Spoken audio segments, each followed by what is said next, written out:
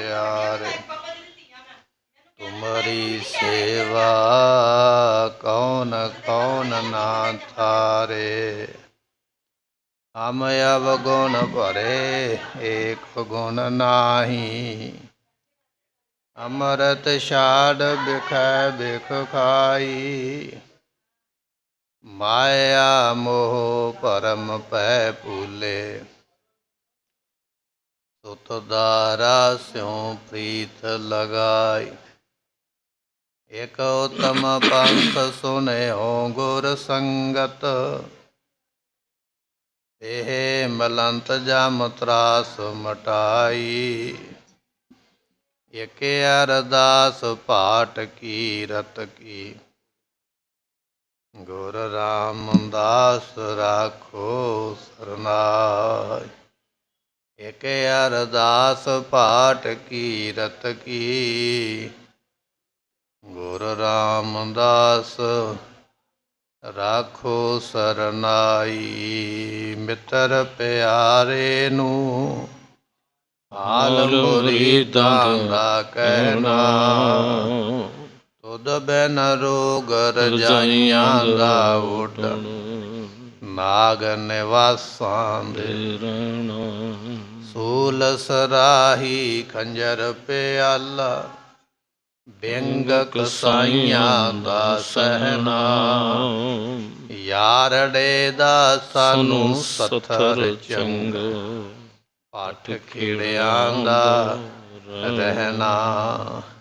यारड़े दा सानू सत्थर चंगा। पाठ खिड़ियां दा रहना। कुप्यो लाल चंदं कियो लाल रूपं। जिन गंजं सर्व सिंगं अनूपं। जहाँ शाहे संगो खरो तीर मारै। तहाँ होए आगे पठानंग बंगारै। वाहिगुरु जी का खालसा वाहिगुरु जी की फतेह। सतगुरां दी साजी नवाजी गुरु की संगत। आप संगतां ने गुरु दरबार विच बैठ के गुरबाणी दे रस भिन्ने कीर्तन शब्द सरवण कीते। मिलिया होया समा ते सुवास सफले बनाए ने। ਸਾਹਿਬ ਗੁਰੂ ਗੋਬਿੰਦ ਸਿੰਘ ਮਹਾਰਾਜ ਜੀਆਂ ਦੇ ਜੀਵਨ ਦੇ ਵਿੱਚੋਂ ਆਪਾਂ ਭੰਗਾਣੀ ਦਾ ਜੋ ਜੰਗ ਮਹਾਰਾਜ ਨੇ ਆਪਣੀ ਜ਼ਿੰਦਗੀ ਦੇ ਵਿੱਚ ਪਹਿਲਾ ਜੰਗ ਇਹ ਲੜਿਆ ਸੀ ਪਾਤਸ਼ਾਹ ਜੀਆਂ ਨੇ। ਉਸ ਦੀ ਕਥਾ ਵਿਚਾਰ ਆਪਾਂ ਸਰਵਣ ਕਰ ਰਹੇ ਹਾਂ। ਪਿਛਲੇ ਦੀਵਾਨ ਦੇ ਵਿੱਚ ਬਚਨ ਸਰਵਣ ਕੀਤੇ। ਫਤਿਹ ਸ਼ਾਹ ਰਾਜਾ ਫੌਜ ਲੈ ਕੇ ਮੈਦਾਨ ਵਿੱਚ ਪਹੁੰਚ ਗਿਆ ਹੈ। ਇੱਧਰੋਂ ਮਹਾਰਾਜ ਜੀਆਂ ਦੇ ਸੂਰਮੇ ਭਰਾ ਭਾਈ ਸੰਗੋ ਸ਼ਾਹ ਜੀ ਆਪਣਾ ਦਲ ਲੈ ਕੇ ਇਹਨਾਂ ਪਹਾੜੀ ਰਾਜਿਆਂ ਨਾਲ ਜੰਗ ਕਰਦੇ ਪਏ। ਮਹਾਰਾਜ ਸਾਰਾ ਇਹ ਜੰਗ ਦਾ ਕੌਤਕ ਵੇਖਦੇ ਪਏ ਨੇ। ਮਹਾਰਾਜ ਜੀਆਂ ਦੇ ਕੋਲ ਇੱਕ ਮੱਝਾਂ ਚਾਰਨ ਵਾਲਾ ਸਿੱਖ ਨਾਮ ਹੈ ਭਾਈ ਲਾਲ ਚੰਦ। ਇਸ ਨੇ ਬੇਨਤੀ ਕੀਤੀ ਮਹਾਰਾਜ ਸਾਹਿਬ ਜੀਆਂ ਨੂੰ ਕਿ ਸਤਿਗੁਰੂ ਪਾਤਸ਼ਾਹ ਜੀ ਮੇਰਾ ਵੀ ਮਨ ਕਰਦਾ ਹੈ ਕਿ ਮੈਂ ਵੀ ਇਸ ਜੰਗ ਦੇ ਵਿੱਚ ਜਾ ਕੇ ਜੂਝਣਾ ਕਰਾਂ, ਕਰਤੱਵ ਦਿਖਾਉਣੇ ਕਰਾਂ। ਜਦੋਂ ਭਾਈ ਲਾਲ ਚੰਦ ਨੇ ਬੇਨਤੀ ਕੀਤੀ ਹੈ, ਦਸਵੇਂ ਪਾਤਸ਼ਾਹ ਇਸ ਦੇ ਵੱਲ ਵੇਖ ਕੇ ਹੱਸ ਪਏ। ਬੜੇ ਪ੍ਰਸੰਨ ਹੋਏ ਮਹਾਰਾਜ ਇਹਦੀ ਇਹ ਬੇਨਤੀ ਸੁਣ ਕੇ ਕਿ ਇੱਕ ਮੱਝਾਂ ਚਾਰਨ ਵਾਲਾ, ਪਸ਼ੂ ਚਾਰਨ ਵਾਲਾ, ਇਹ ਵੀ ਜੋਸ਼ ਦੇ ਨਾਲ ਜੰਗ ਕਰਨ ਦੀ ਗੱਲ ਕਰਦਾ ਹੈ। ਪਾਤਸ਼ਾਹ ਜੀਆਂ ਨੇ ਉਸ ਵੇਲੇ ਥਾਪੜਾ ਬਖਸ਼ਿਸ਼ ਕੀਤਾ ਹੈ। ਭਾਈ ਲਾਲ ਚੰਦ ਜੀ ਜੰਗ ਦੇ ਵਿੱਚ ਪਹੁੰਚੇ। ਇਤਿਹਾਸ ਬਚਨ ਆਪਾਂ ਕੱਲ੍ਹ ਦੇ ਦੀਵਾਨ ਵਿੱਚ ਸਰਵਣ ਕੀਤੇ। ਇੱਥੋਂ ਅੱਗੇ ਮਹਾਰਾਜ ਕਿਰਪਾ ਕਰ ਰਹੇ। ਆਓ ਬੜੀ ਭਾਵਨਾ ਦੇ ਨਾਲ ਸਰਵਣ ਕਰਕੇ ਲਾਹਾ ਪ੍ਰਾਪਤ ਕਰੀਏ। ਮਿਲ ਕੇ ਆਖੀਏ ਸਤਨਾਮ ਸ੍ਰੀ ਵਾਹਿਗੁਰੂ ਸਾਹਿਬ ਜੀ। ਕੁਪਿਓ ਲਾਲ ਚੰਦੰ ਕੀਓ ਲਾਲ ਰੂਪੰ। ਸੋ ਕਹਿਣ ਲੱਗੇ ਇਹ ਸਿੱਖ ਦਾ ਨਾਮ ਹੈ ਭਾਈ ਲਾਲ ਚੰਦ ਤੇ ਕਹਿਣ ਲੱਗੇ ਗੁੱਸੇ ਦੇ ਵਿੱਚ ਇਹਦਾ ਰੰਗ ਵੀ ਲਾਲ ਹੋ ਗਿਆ। ਨਾਮ ਵੀ ਲਾਲ ਚੰਦ ਹੈ ਔਰ ਗੁੱਸੇ ਦੇ ਨਾਲ ਵੀਰ ਰਸ ਦੇ ਨਾਲ ਇਸ ਦਾ ਰੰਗ ਵੀ ਲਾਲ ਹੋ ਗਿਆ ਹੈ। ਜਿਨੈ ਗੰਜੰ ਸਰਬ ਸਿੰਘੰ ਅਨੂਪੰ। ਕਹਿਣ ਲੱਗੇ ਵੀ ਇਸ ਸਿੱਖ ਨੇ ਕਹਿਣ ਲੱਗੇ ਵੀ ਉਸ ਵੇਲੇ ਮਹਾਰਾਜ ਤੋਂ ਹੁਕਮ ਲੈ ਕੇ ਜਿਸ ਨੇ ਅਨੂਪਮ ਸ਼ੇਰਾਂ ਦੇ ਹੰਕਾਰ ਨੂੰ ਵੀ ਨਾਸ ਕਰ ਦਿੱਤਾ। ਸ਼ੇਰ ਦੇ ਮਨ ਵਿੱਚ ਇਹ ਹੁੰਦਾ ਵੀ ਮੈਨੂੰ ਬੜਾ ਗੁੱਸਾ ਔਰ ਮੇਰੇ ਵਿੱਚ ਬੜਾ ਬਲ ਹੈ। ਕਹਿਣ ਲੱਗੇ ਭਾਈ ਲਾਲ ਚੰਦ ਦੇ ਗੁੱਸੇ ਦੇ ਸਾਹਮਣੇ ਅੱਜ ਸ਼ੇਰਾਂ ਦਾ ਗੁੱਸਾ ਵੀ ਘੱਟ ਲੱਗਦਾ ਹੈ। ਇਹਦਾ ਪਾਰਕ੍ਰਮ, ਇਹਦਾ ਬਲ ਔਰ ਜੰਗ ਲੜਨ ਦੀ ਜਿਹੜੀ ਇੱਛਾ ਹੈ ਭਾਈ ਲਾਲ ਚੰਦ ਜੀਆਂ ਦੀ ਕਹਿਣ ਲੱਗੇ ਸ਼ੇਰਾਂ ਨਾਲੋਂ ਵੀ ਕਿਤੇ ਵੱਧ ਜਾਪਦੀ ਹੈ। ਜਹਾਂ ਸ਼ਾਹੇ ਸੰਗੋ ਖਰੋ ਤੀਰ ਮਾਰੈ। ਮਹਾਰਾਜ ਜੀਆਂ ਦੇ ਭਰਾਤਾ ਜੀ ਭਾਈ ਸੰਗੋ ਸ਼ਾਹ ਉਮਰਾਂ ਦੇ ਵਿੱਚ ਵੱਡੇ ਨੇ। ਧੰਨ ਗੁਰੂ ਗੋਬਿੰਦ ਸਿੰਘ ਮਹਾਰਾਜ ਜੀਆਂ ਤੋਂ ਇਹ ਜੰਗ ਦੇ ਮੈਦਾਨ ਵਿੱਚ ਲੜਦੇ ਪਏ, ਜਿੱਥੇ ਖੜ ਕੇ ਭਾਈ ਸੰਗੋ ਸ਼ਾਹ ਜੀ ਤੀਰ ਚਲਾਉਂਦੇ ਹਨ। ਤਹਾਂ ਹੋਏ ਆਗੇ ਪਠਾਨੰ ਬੰਗਾਰ। ਤੇ ਉੱਥੇ ਇਹ ਭਾਈ ਜਿਹੜਾ ਹੈ ਲਾਲ ਚੰਦ ਇਹ ਵੀ ਪਹੁੰਚ ਗਿਆ ਭਾਈ ਸੰਗੋ ਸ਼ਾਹ ਦੇ ਕੋਲ। ਇਹਨੇ ਵੀ ਜਾ ਕੇ ਉਸ ਵੇਲੇ ਪਠਾਨਾਂ ਨੂੰ ਲਲਕਾਰਾ ਮਾਰਿਆ, ਵੰਗਾਰਿਆ, ਕਹਿਣ ਲੱਗਾ ਵੀ ਆਓ ਮੇਰੇ ਨਾਲ ਆ ਕੇ ਜੰਗ ਕਰਨਾ ਕਰੋ। ਵੱਡੇ ਓਜ ਤੇ ਬੋਲ ਐਸੇ ਸੁਨਾਇਓ। ਉਸ ਵੇਲੇ ਬੜੇ ਬਲ ਦੇ ਨਾਲ ਉੱਚੀ ਬੋਲ ਕੇ ਗਰਜ ਕੇ ਇਹ ਭਾਈ ਲਾਲ ਚੰਦ ਉਸ ਵੇਲੇ ਸੁਣਾ ਕੇ ਸਾਰਿਆਂ ਨੂੰ ਕਹਿੰਦਾ ਮਨੋ ਮ੍ਰਿਗ ਪੁੰਜਾਨ ਮੈਂ ਸ਼ੇਰ ਆਇਓ। ਭਾਈ ਸੰਤੋਖ ਸਿੰਘ ਜੀ ਕਹਿੰਦੇ ਮੰਨ ਲਓ ਜਿਵੇਂ ਬਹੁਤ ਜ਼ਿਆਦੇ ਹਿਰਨ ਇਕੱਠੇ ਹੋ ਜਾਣ ਤੇ ਉਹਨਾਂ ਹਿਰਨਾਂ ਦੇ ਵਿੱਚ ਕੋਈ ਸ਼ੇਰ ਆ ਜਾਵੇ ਤੇ ਹਿਰਨਾਂ ਨੂੰ ਭਾਜੜ ਪੈ ਜਾਂਦੀ ਹੈ। ਇਹ ਪਠਾਨਾਂ ਦੀ ਫੌਜ ਜਾਂ ਇਸ ਤਰ੍ਹਾਂ ਕਹਿ ਲਈਏ ਪਹਾੜੀ ਰਾਜਿਆਂ ਦੀ ਫੌਜ ਦੇ ਦਸਤੇ ਜਿਹੜੇ ਇਕੱਠੇ ਹੋਏ, ਇਹ ਤੇ ਗੁਰਮੁਖੋ ਜਾਣ ਲਓ ਵੀ ਜਿਵੇਂ ਹਿਰਨਾਂ ਦਾ ਇੱਜੜ ਇਕੱਠਾ ਹੋਇਆ।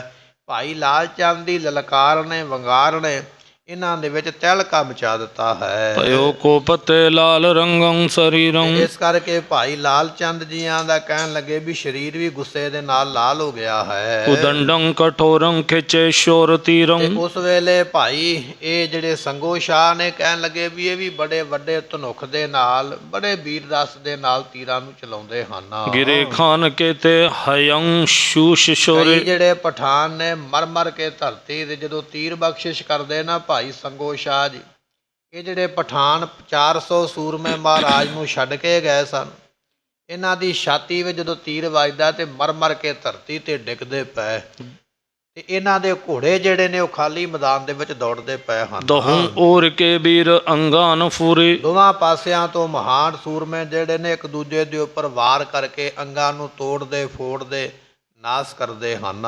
ਚਲੀ ਲੋ ਧਾਰਾ ਕਰੈ ਮਾਰ ਮਾਰੰ। ਲਹੂ ਦੀ ਧਾਰਾ ਇਸ ਤਰ੍ਹਾਂ ਵਗਦੀ ਪਈ ਹੈ ਜੰਗ ਦੇ ਮੈਦਾਨ ਦੇ ਵਿੱਚ। ਮਿੱਟੀ ਦਾ ਰੰਗ ਵੀ ਗੁਰਮੁਖੋ ਲਾਲ ਹੁੰਦਾ ਜਾ ਰਿਹਾ ਹੈ।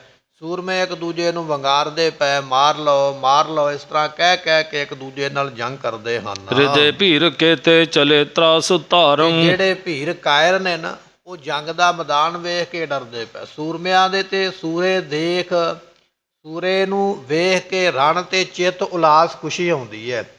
ਸੋ ਸੂਰੇ ਦੇਖ ਰਣ ਚਿੱਤ ਉਲਾਸ, ਸੂਰਮਿਆਂ ਦੇ ਮਨ ਵਿੱਚ ਆਉਂਦਾ ਚਾਅ, ਤੇ ਜਿਹੜੇ ਕਾਇਰ ਨੇ ਡਰਪੋਕ ਉਹ ਮਨ ਵਿੱਚ ਡਰਦੇ ਵੀ ਪਏ। ਐਸਾ ਭਿਆਨਕ ਜੰਗ ਹੁੰਦਾ ਵੇਖ ਉਪਿਓ ਮਹਾਰੀ ਚੰਦ ਜੋਧਾ ਵਡੇਰਾ। ਸੋ ਇਹ ਮਹਾਰਾਜ ਜੀਆਂ ਦੇ ਭੂਆ ਜੀ ਦੇ ਪੁੱਤਰ ਦਾ ਨਾਮ ਹੈ ਗੁਰਮੁਖੋ ਮਾਹਰੀ ਚੰਦ। ਇਹਦੇ ਮਨ ਵਿੱਚ ਵੀ ਬੜਾ ਭਾਰੀ ਗੁੱਸਾ ਆਇਆ ਉਸ ਵੇਲੇ ਜੰਗ ਕਰਨ ਵਾਸਤੇ। ਪ੍ਰਵੇਸ਼ਿਓ ਰਿਪੂ ਸੈਨ ਮੈਂ ਸਰਬ ਹੀਰਾ। ਤੇ ਕਹਿਣ ਲੱਗੇ ਵੀ ਦੁਸ਼ਮਣ ਦੀ ਫੌਜ ਨੂੰ ਵੇਖ ਕੇ ਭਾਈ ਮਾਹਰੀ ਚੰਦ ਬੜੇ ਗੁੱਸੇ ਦੇ ਨਾਲ ਕਹਿਣ ਲੱਗੇ ਵੀ ਇਹਨਾਂ ਵਿੱਚ ਜਾ ਕੇ ਮਿਲ ਗਏ ਹਨ। ਮਹਾ ਤੇਜ ਘੋਰਾ ਬਰਿਓ ਵਿੱਚ ਜਾਏ। ਤੇ ਇਸ ਭਾਈ ਮਾਹਰੀ ਚੰਦ ਦਾ ਘੋੜਾ ਜਿਹੜਾ ਹੈ ਨਾ ਗੁਰਮੁਖੋ ਬੜੀ ਜ਼ਿਆਦੀ ਦੌੜ ਲਾਉਣ ਵਾਲਾ, ਬੜਾ ਫੁਰਤੀਲਾ ਘੋੜਾ ਹੈ। ਆਪਣੇ ਘੋੜੇ ਨੂੰ ਅੱਡੀ ਲਾ ਕੇ ਬੜੀ ਫੁਰਤੀ ਦੇ ਨਾਲ ਭਾਈ ਮਾਹਰੀ ਚੰਦ ਮਹਾਰਾਜ ਜੀਆਂ ਦੇ ਭੂਆ ਜੀ ਦੇ ਪੁੱਤਰ ਕਹਿਣ ਲੱਗੇ ਦੁਸ਼ਮਣ ਦੀ ਫੌਜ ਵਿੱਚ ਜਾ ਕੇ ਪ੍ਰਵੇਸ਼ ਕਰ ਗਏ ਹਨ। ਅਤੇ ਇੱਕ ਦੋ ਖਾਨ ਭੂ ਮੈਂ ਗਿਰਾਏ। ਉਸ ਵੇਲੇ ਇੱਕ ਦੋ ਪਠਾਨ ਜਿਹੜੇ ਨੇ ਮਾਰ ਕੇ ਭਾਈ ਮਾਹਰੀ ਚੰਦ ਨੇ ਧਰਤੀ ਤੇ ਸੁੱਟੇ ਹਨ। ਚਾਹੂੰ ਔਰ ਤੇ ਖਾਨ ਬਾਨੰ ਕਮਨ। ਤੇ ਇਧਰੋਂ ਕਹਿਣ ਲੱਗੇ ਜਿਹੜੇ ਪਠਾਨ ਨੇ 4 ਸਫੇਰਿਆਂ ਤੋਂ ਬਹੁਤ ਜ਼ਿਆਦੇ ਤੀਰ ਉਸ ਵੇਲੇ ਚਲਾਉਂਦੇ ਹਨ। ਸੰਭਾਰੇ ਪ੍ਰਹਾਰੇ ਮਹਾਤਾਨ ਤਨ। ਇਸ ਤਰ੍ਹਾਂ ਸੂਰਮੇ ਆਪਣੇ ਆਪ ਨੂੰ ਬਚਾਉਂਦੇ ਵੀ ਨੇ ਦੁਸ਼ਮਣ ਦੇ ਤੀਰ ਤੋਂ ਤੇ ਆਪ ਤੀਰ ਚਲਾ ਕੇ ਦੁਸ਼ਮਣ ਦੇ ਉੱਪਰ ਵਾਰ ਕਰਦੇ ਹਨ। ਹਯੰ ਕੀ ਚਲਾਕੀ ਇਤੈ ਉਤ ਜਾਵੇ। ਕਹਿਣ ਲੱਗੇ ਵੀ ਸੂਰਮਿਆਂ ਦੀਆਂ ਘੋੜਿਆਂ ਦੀਆਂ ਚਲਾਕੀਆਂ ਵੀ ਭਾਈ ਮੰਨਣੀਆਂ ਪੈਣਗੀਆਂ। ਸੂਰਮਿਆਂ ਦੇ ਘੋੜੇ ਜਿਹੜੇ ਨੇ ਉਹ ਵੀ ਬੜੀ ਚਲਾਕੀ ਰੱਖਦੇ ਨੇ। ਜਿੱਧਰ ਨੂੰ ਇਸ਼ਾਰਾ ਹੁੰਦਾ ਝੱਟ ਹੀ ਇਹ ਘੋੜੇ ਜੰਗ ਦੇ ਮੈਦਾਨ ਦੇ ਵਿੱਚ ਘੁੰਮਦੇ ਹਨ। ਰਿਪੂ ਘਾਵ ਕੋ ਦੇਖ ਸ਼ੀਘ੍ਰੰ ਬਚਾਵੇ। ਤੇ ਇਸ ਤਰ੍ਹਾਂ ਦੁਸ਼ਮਣ ਦਾ ਘਾਵ ਦਾ ਵੇਖ ਕੇ ਨਾ ਤੇ ਘੋੜੇ ਆਪਣੇ ਸਵਾਰ ਨੂੰ ਬਚਾਉਂਦੇ ਨੇ। ਜਿਹੜਾ ਸਵਾਰ ਘੋੜੇ ਤੇ ਬੈਠਾ ਹੋਇਆ, ਘੋੜੇ ਵੀ ਇੰਨੇ ਸਿਆਣੇ ਨੇ ਵੀ ਆਪਣੇ ਮਾਲਕ ਨੂੰ ਜ਼ਖਮ ਹੋਣ ਤੋਂ, ਜ਼ਖਮ ਲੱਗਣ ਤੋਂ ਬਚਾਉਂਦੇ ਨੇ। ਐਸੀ ਫੁਰਤੀ ਦੇ ਨਾਲ ਛਾਲਾਂ ਮਾਰ ਕੇ ਕਦੇ ਪਿੱਛੇ ਹਟ ਜਾਂਦੇ, ਕਦੇ ਛਾਲਾਂ ਮਾਰ ਕੇ ਅੱਗੇ ਵੱਧਦੇ ਹਨ। ਘਿਰਿਓ ਵਿੱਚ ਖਾਨੰ ਰਣੰ ਰੰਗ ਰੁਝਿਓ। ਸੋ ਕਹਿਣ ਲੱਗੇ ਭਾਈ ਮਾਰੀ ਚੰਦ ਮਹਾਰਾਜ ਜੀਆਂ ਦੇ ਭੂਆ ਜੀ ਦੇ ਪੁੱਤਰ ਨੇ ਇਹ ਦੁਸ਼ਮਣਾਂ ਦੇ ਵਿੱਚ ਘੇਰੇ ਗਏ। ਇਹ 5 ਭਰਾ ਸਨ, 3 ਭਰਾ ਇਸੇ ਜੰਗ ਵਿੱਚ ਹੀ ਸ਼ਹੀਦ ਹੋ ਗਏ ਸਨ। ਮਹਾਰਾਜ ਜੀਆਂ ਦੇ ਭੂਆ ਦੇ ਪੁੱਤਰ ਕਹਿਣ ਲੱਗੇ ਮਾਰੀ ਚੰਦ ਨੂੰ ਇਹਨਾਂ ਪਠਾਣਾਂ ਨੇ 4 ਚੁਫੇਰੇ ਤੋਂ ਘੇਰ ਲਿਆ ਹੈ। ਭਇਓ ਸਾਮੂਹੇ ਸੋ ਝਟਾ ਪਟ ਜੁਝਿਓ। ਇਹ ਜਿਹੜਾ ਸੂਰਮਾ ਸਾਹਮਣੇ ਹੋ ਕੇ ਪਠਾਣਾਂ ਦੇ ਲੜਦਾ ਪਿਆ, ਝਟਾਪਟ ਦੀ ਲੜਾਈ, ਫੁਰਤੀ ਦੀ ਲੜਾਈ ਜਿਹੜੀ ਹੈ ਉਸ ਵੇਲੇ ਮੈਦਾਨ ਵਿੱਚ ਹੋ ਰਹੀ ਲਿਖਿਓ ਹੈ। ਸ਼ਾਹੇ ਸੰਗੋ ਰੁਕਿਓ ਭਰਾਤ ਏਕੋ। ਉਸ ਵੇਲੇ ਭਾਈ ਸ਼ੰਗੋ ਸਾਹਿਬ ਨੇ ਵੇਖਿਆ ਵੀ ਮੇਰਾ ਕੱਲਾ ਭਰਾ ਦੁਸ਼ਮਣਾਂ ਵਿੱਚ ਘਿਰਿਆ ਗਿਆ। ਜੰਗ ਦਾ ਮੈਦਾਨ ਚੱਲਦਾ ਪਿਆ ਨਾ, ਜੰਗ ਚੱਲਦੀ ਪਈ ਹੈ, ਕੋਈ ਕਿਤੇ ਲੜਦਾ ਪਿਆ, ਕੋਈ ਕਿਤੇ ਲੜਦਾ ਪਿਆ। ਭਾਈ ਸੰਗੋ ਸ਼ਾਹ ਨੇ ਵੇਖਿਆ ਵੀ ਮੇਰਾ ਛੋਟਾ ਭਰਾ ਮਾਰੀ ਚੰਦ ਦੁਸ਼ਮਣ ਵਿੱਚ ਘਿਰਿਆ ਗਿਆ ਹੈ। ਖਤੰਗੈ ਪਰਹਾਰੈ ਪਠਾਨੁ ਅਰੈ ਕੋ। ਉਸ ਵੇਲੇ ਭਾਈ ਸੰਗੋ ਸ਼ਾਹ ਜੀਆਂ ਨੇ ਕਹਿਣ ਲੱਗੇ ਵੀ ਕਈ ਤਰ੍ਹਾਂ ਦੇ ਤੀਰ ਜਿਹੜੇ ਨੇ ਉਹ ਚਲਾ ਕੇ ਤੇ ਪਠਾਣਾਂ ਨੂੰ ਮਾਰਿਆ ਹੈ। ਲੀਏ ਸੈਨ ਕੋ ਸੰਗ ਹੇਲਾ ਸੋ ਕਾਲਾ। ਉਸ ਵੇਲੇ ਭਾਈ ਇਹ ਜਿਹੜਾ ਸੰਗੋ ਸ਼ਾਹ ਨੇ ਆਪਣੇ ਨਾਲ ਦੇ ਸੂਰਮੇ ਲੈ ਕੇ ਵੀ ਭਿਆਨਕ ਹਮਲਾ ਕੀਤਾ ਹੈ। ਛੁਟੇ ਤੀਰ ਗੋਰੀਨ ਰੌਰੰਗ ਵਿਸਾਲਾ। ਦੋਵਾਂ ਪਾਸਿਆਂ ਤੋਂ ਤੀਰ ਤੇ ਗੋਲੀਆਂ ਚੱਲਦੇ ਬੜਾ ਭਾਰੀ ਗੁਰਮੁਖੋ ਰੌਲਾ ਪੈ ਰਿਹਾ ਹੈ। ਕਿਤੇ ਖਾਨ ਮਾਰੇ ਕਿਤੇ ਭਾਜ ਚਾਲੇ। ਕੋਈ ਤੇ ਖਾਨ ਮਰ ਕੇ ਤੇ ਮੌਤ ਨੂੰ ਪ੍ਰਾਪਤ ਹੋ ਰਿਹਾ, ਕੋਈ ਖਾਨ ਫਟੜ ਹੋ ਕੇ ਜੰਗ ਦੇ ਮੈਦਾਨ ਵਿੱਚੋਂ ਭੱਜਾ ਜਾਂਦਾ। ਇਹ ਕਹਿੰਦੇ ਸਨ ਫਤਿਹ ਸ਼ਾਹ ਰਾਜੇ ਨੂੰ ਵੀ ਆਪਾਂ ਮਹਾਰਾਜ ਦਾ ਖਜ਼ਾਨਾ ਲੁੱਟ ਕੇ ਲਿਆਵਾਂਗੇ ਤੇ ਸਾਰਾ ਸਾਡੇ ਕੋਲ ਹੀ ਰਵੇਗਾ। ਖਜ਼ਾਨਾ ਲੁੱਟਣਾ ਤੇ ਦੂਰ ਦੀ ਗੱਲ ਹੈ, ਮੌਤ ਦੇ ਘਾਟ ਉਤਾਰੇ ਜਾ ਰਹੇ। ਕੁਝ ਪਠਾਨ ਤੇ ਜੰਗ ਦੇ ਮੈਦਾਨ ਵਿੱਚ ਮਰਦੇ ਪਏ, ਕੁਝ ਫਟੜ ਹੋ ਕੇ ਜੰਗ ਦੇ ਮੈਦਾਨ ਵਿੱਚੋਂ ਭੱਜਦੇ ਪਏ ਹਨ। ਮਿਲਿਓ ਮਾਰੀ ਚੰਦ ਆਪਾ ਸੰਭਾਲੇ। ਉਸ ਵੇਲੇ ਭਾਈ ਮਾਰੀ ਚੰਦ ਦੁਸ਼ਮਣ ਵਿੱਚ ਘਿਰੇ ਹੋਏ ਸਨ, ਪਰ ਆਪਣੇ ਭਰਾ ਦੀ ਮਦਦ ਆਉਣ ਕਰਕੇ ਇਹਨਾਂ ਨੇ ਇੱਕ ਦੂਜੇ ਨੂੰ ਮਿਲਣਾ ਕੀਤਾ ਹੈ। ਦੋਹਰਾ ਅਲਪ ਘਾਵ ਹੈ ਕੋ ਲਗੇ ਮਿਲਿਓ ਚਮੂ ਮੈਂ ਆਏ। ਇਸ ਤਰ੍ਹਾਂ ਭਾਈ ਮਾਰੀ ਚੰਦ ਆਪਣੀ ਫੌਜ ਦੇ ਵਿੱਚ ਥੋੜੇ ਬਹੁਤੇ ਜ਼ਖਮ ਲੱਗੇ ਘੋੜੇ ਨੂੰ, ਪਰ ਭਾਈ ਮਾਰੀ ਚੰਦ ਐਸਾ ਭਿਆਨਕ ਜੰਗ ਕਰਕੇ ਦੁਸ਼ਮਣ ਦੇ ਵਿੱਚ ਫਿਰ ਆਪਣੇ ਜ਼ਖਮੀ ਘੋੜੇ ਤੇ ਬੈਠ ਕੇ ਵਾਪਸ ਆਪਣੀ ਫੌਜ ਵਿੱਚ ਆਏ ਹਨ। ਮਾਰ ਪਠਾਨਨ ਕੌਤਬੇ ਪ੍ਰਥਮ ਫਤਿਹ ਕੋ ਪਾਏ। ਪਠਾਨਾਂ ਨੂੰ ਮਾਰ ਕੇ ਤੇ ਫਤਿਹ ਪਾਈ ਭਾਈ ਮਾਰੀ ਚੰਦ ਨੇ। ਜਿਹੜੇ ਪਠਾਨ 400 ਦੀ ਗਿਣਤੀ ਵਿੱਚ ਅੱਗੇ ਵੱਧਦੇ ਪਏ ਸਨ, ਜਿਹੜੇ ਮਹਾਰਾਜ ਨੂੰ ਦਗਾ ਦੇ ਕੇ ਗਏ, ਲੂਣ ਹਰਾਮੀ ਬਣੇ, ਇਹਨਾਂ ਪਠਾਨਾਂ ਨੂੰ ਭਾਈ ਮਾਰੀ ਚੰਦ ਨੇ ਸੋਧਿਆ, ਮਾਰ ਕੇ ਪਠਾਨਾਂ ਨੂੰ ਵਾਪਸ ਆਪਣੇ ਦਲ ਵਿੱਚ ਆ ਗਏ ਹਨ। ਬਹੁਰ ਥਰੇ ਸਨਮੁਖ ਹਥੇ ਗਨਗੋਰੀ ਅਰਮਾਨ। ਜਿਹੜਾ ਵੀ ਸਾਹਮਣੇ ਆ ਕੇ ਖਲੋਂਦਾ ਭਾਈ ਮਾਰੀ ਚੰਦ ਜੀ ਕਦੀ ਗੋਲੀ ਦੇ ਨਾਲ ਤੇ ਕਦੇ ਤੀਰ ਦੇ ਨਾਲ ਦੁਸ਼ਮਣ ਨੂੰ ਮਾਰ ਕੇ ਸੁੱਟਦੇ ਹਨ। ਦੋਹੋਂ ਦਿਸ਼ ਤੇ ਛੁਟਾਂ ਲੱਗੈ ਹੋਣ ਲੱਗਿਓ ਕਮਸਾਨ। ਪਾਸਿਆਂ ਤੋਂ ਤੀਰ ਵੀ ਚੱਲਦੇ, ਗੋਲੀਆਂ ਵੀ ਚੱਲਦੀਆਂ। ਬੜਾ ਭਿਆਨਕ ਜੰਗ ਗੁਰਮੁਖੋ ਭੰਗਾਣੀ ਦੀ ਧਰਤੀ ਤੇ ਮਹਾਰਾਜ ਨੇ ਇਹ ਛਿੜਿਆ ਹੋਇਆ ਹੈ। ਦੋਹਰਾ ਇੱਕ ਦੋਏ ਹਤੇ ਪਠਾਨ ਰਨ ਪੁਨੇ ਆਇਓ ਸਵਧਾਨ। ਕਹਿਣ ਲੱਗੇ ਜਦੋਂ ਥੋੜੇ ਜਿਹੇ ਪਠਾਨ ਮਾਰੇ ਨਾ ਜੰਗ ਦੇ ਵਿੱਚ ਤੇ ਫਿਰ ਭਾਈ ਮਾਰੀ ਚੰਦ ਜੀ ਉਸ ਵੇਲੇ ਬੜੇ ਸਾਵਧਾਨ ਹੋਏ ਹਨ। ਦੇਖ ਸਬੈ ਬਿਸਮੈ ਰਹਿ ਗਇਓ ਬੀਚ ਤੇ ਜਾਨ। ਕਹਿਣ ਲੱਗੇ ਵੀ ਇਹ ਸਾਰੇ ਵੇਖ ਕੇ ਹੈਰਾਨ ਹੋ ਗਏ, ਦੁਸ਼ਮਣ ਦੀ ਫੌਜ ਵਿੱਚ ਇੰਨਾ ਖੌਫ ਪੈਦਾ ਹੋ ਗਿਆ। ਇਹ ਮਹਾਰਾਜ ਦਾ ਕੈਸਾ ਫੁਰਤੀਲਾ ਸਿੱਖ ਹੈ, ਬਾਜ ਦੇ ਵਾਂਗ ਆਇਆ, ਸਾਡੀ ਫੌਜ ਨੂੰ ਕਤਲੋ ਕਰਕੇ ਮਾਰ ਕੇ ਸੁੱਟ ਕੇ ਤੇ ਫਿਰ ਬਾਜ ਦੇ ਵਾਂਗ ਦੌੜ ਗਿਆ। ਇੰਨੀ ਫੁਰਤੀ ਹੈ ਗੁਰੂ ਕੇ ਸਿੱਖ ਦੇ ਵਿੱਚ, ਇੰਨਾ ਦਾਅ ਜਾਣਦਾ ਜੰਗ ਦਾ।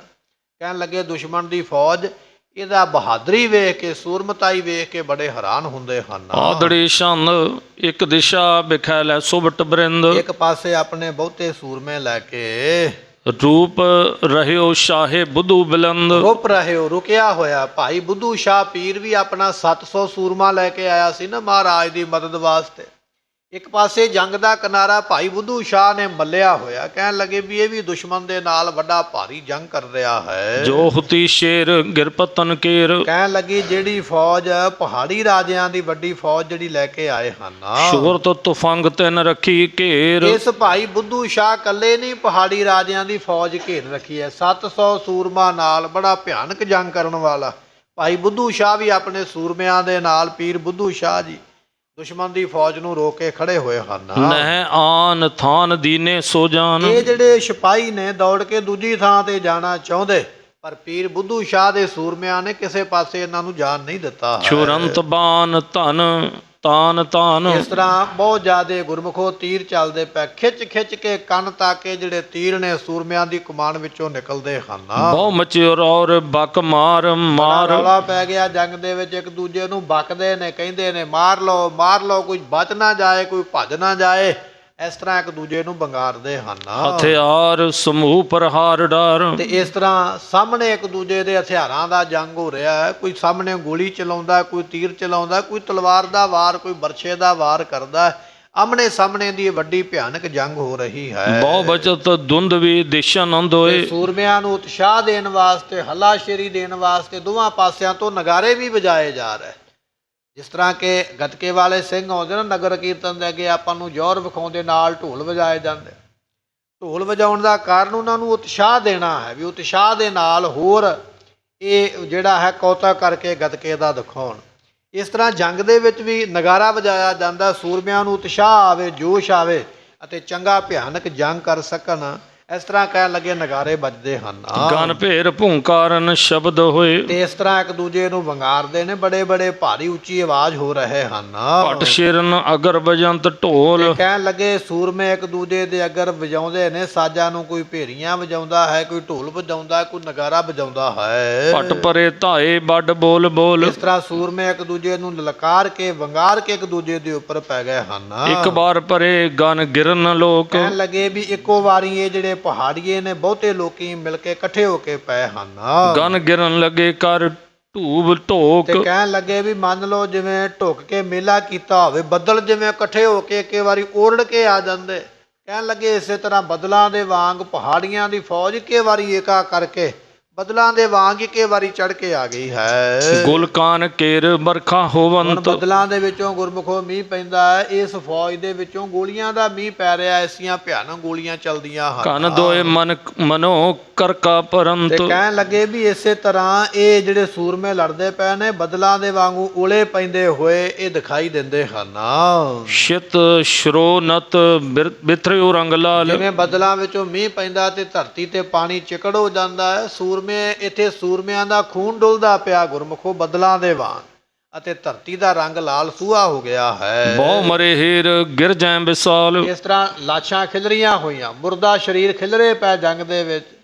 ਗਿਰਜਾਂ ਜਿਹੜੀਆਂ ਮਾਸ ਖਾਣ ਵਾਲੀਆਂ ਉਹ ਵੀ ਉੱਪਰ ਮੰਡਰਾਉਂਦੀਆਂ ਪਈਆਂ, ਚੱਕਰ ਕੱਟਦੀਆਂ ਪਈਆਂ ਵੀ ਕਦੋਂ ਸਾਨੂੰ ਇਹ ਮਾਸ ਖਾਣ ਵਾਸਤੇ ਮਿਲੇ। ਭਰਮੀ ਅਨੇਕ ਨਭ ਆਏ ਆਏ। ਆਕਾਸ਼ ਦੇ ਵਿੱਚ ਆ ਕੇ ਗਿਰਜਾਂ ਇੱਲਾਂ ਜਿਹੜੀਆਂ ਨੇ ਉਹ ਭ੍ਰਮਣ ਕਰਦੀਆਂ ਪਈਆਂ, ਚੱਕਰ ਲਾਉਂਦੀਆਂ ਪਈਆਂ ਥੱਲੇ ਜੰਗ ਦਾ ਮੈਦਾਨ ਵੇਖ ਕੇ। ਗਨ ਰਟੈ ਨਾਦ ਪਲ ਖਾਏ ਖਾਏ। ਇੱਕ ਦੂਜੇ ਨੂੰ ਇਹ ਗਿਰਜਾਂ ਕਹਿ ਰਹੀਆਂ ਨੇ ਵੀ ਬਸ ਥੋੜੇ ਸਮੇਂ ਦਾ ਹੀ ਜੰਗ ਹੈ, ਫਿਰ ਇਹਨਾਂ ਸਿਪਾਹੀਆਂ ਦੇ ਮਾਸ ਆਪਾਂ ਹੀ ਖਾਣੇ ਨੇ। ਗਿਰਜਾਂ ਵੀ ਆਪਸ ਵਿੱਚ, ਇੱਲਾਂ ਵੀ ਆਪਸ ਵਿੱਚ ਗੱਲਾਂ ਕਰਦੀਆਂ ਵੀ ਇਹ ਥੋੜੇ ਸਮੇਂ ਵਿੱਚ ਮਹਾਰਾਜ ਦੇ ਸੂਰਮਿਆਂ ਨੇ ਇਹ ਸਾਰੀ ਫੌਜ ਨੂੰ ਮਾਰ ਮੁਕਾਉਣਾ ਹੈ, ਇਹਨਾਂ ਦੇ ਮਾਸ ਆਪਣੇ ਖਾਣ ਵਾਸਤੇ ਕੰਮ ਆਉਣੇ।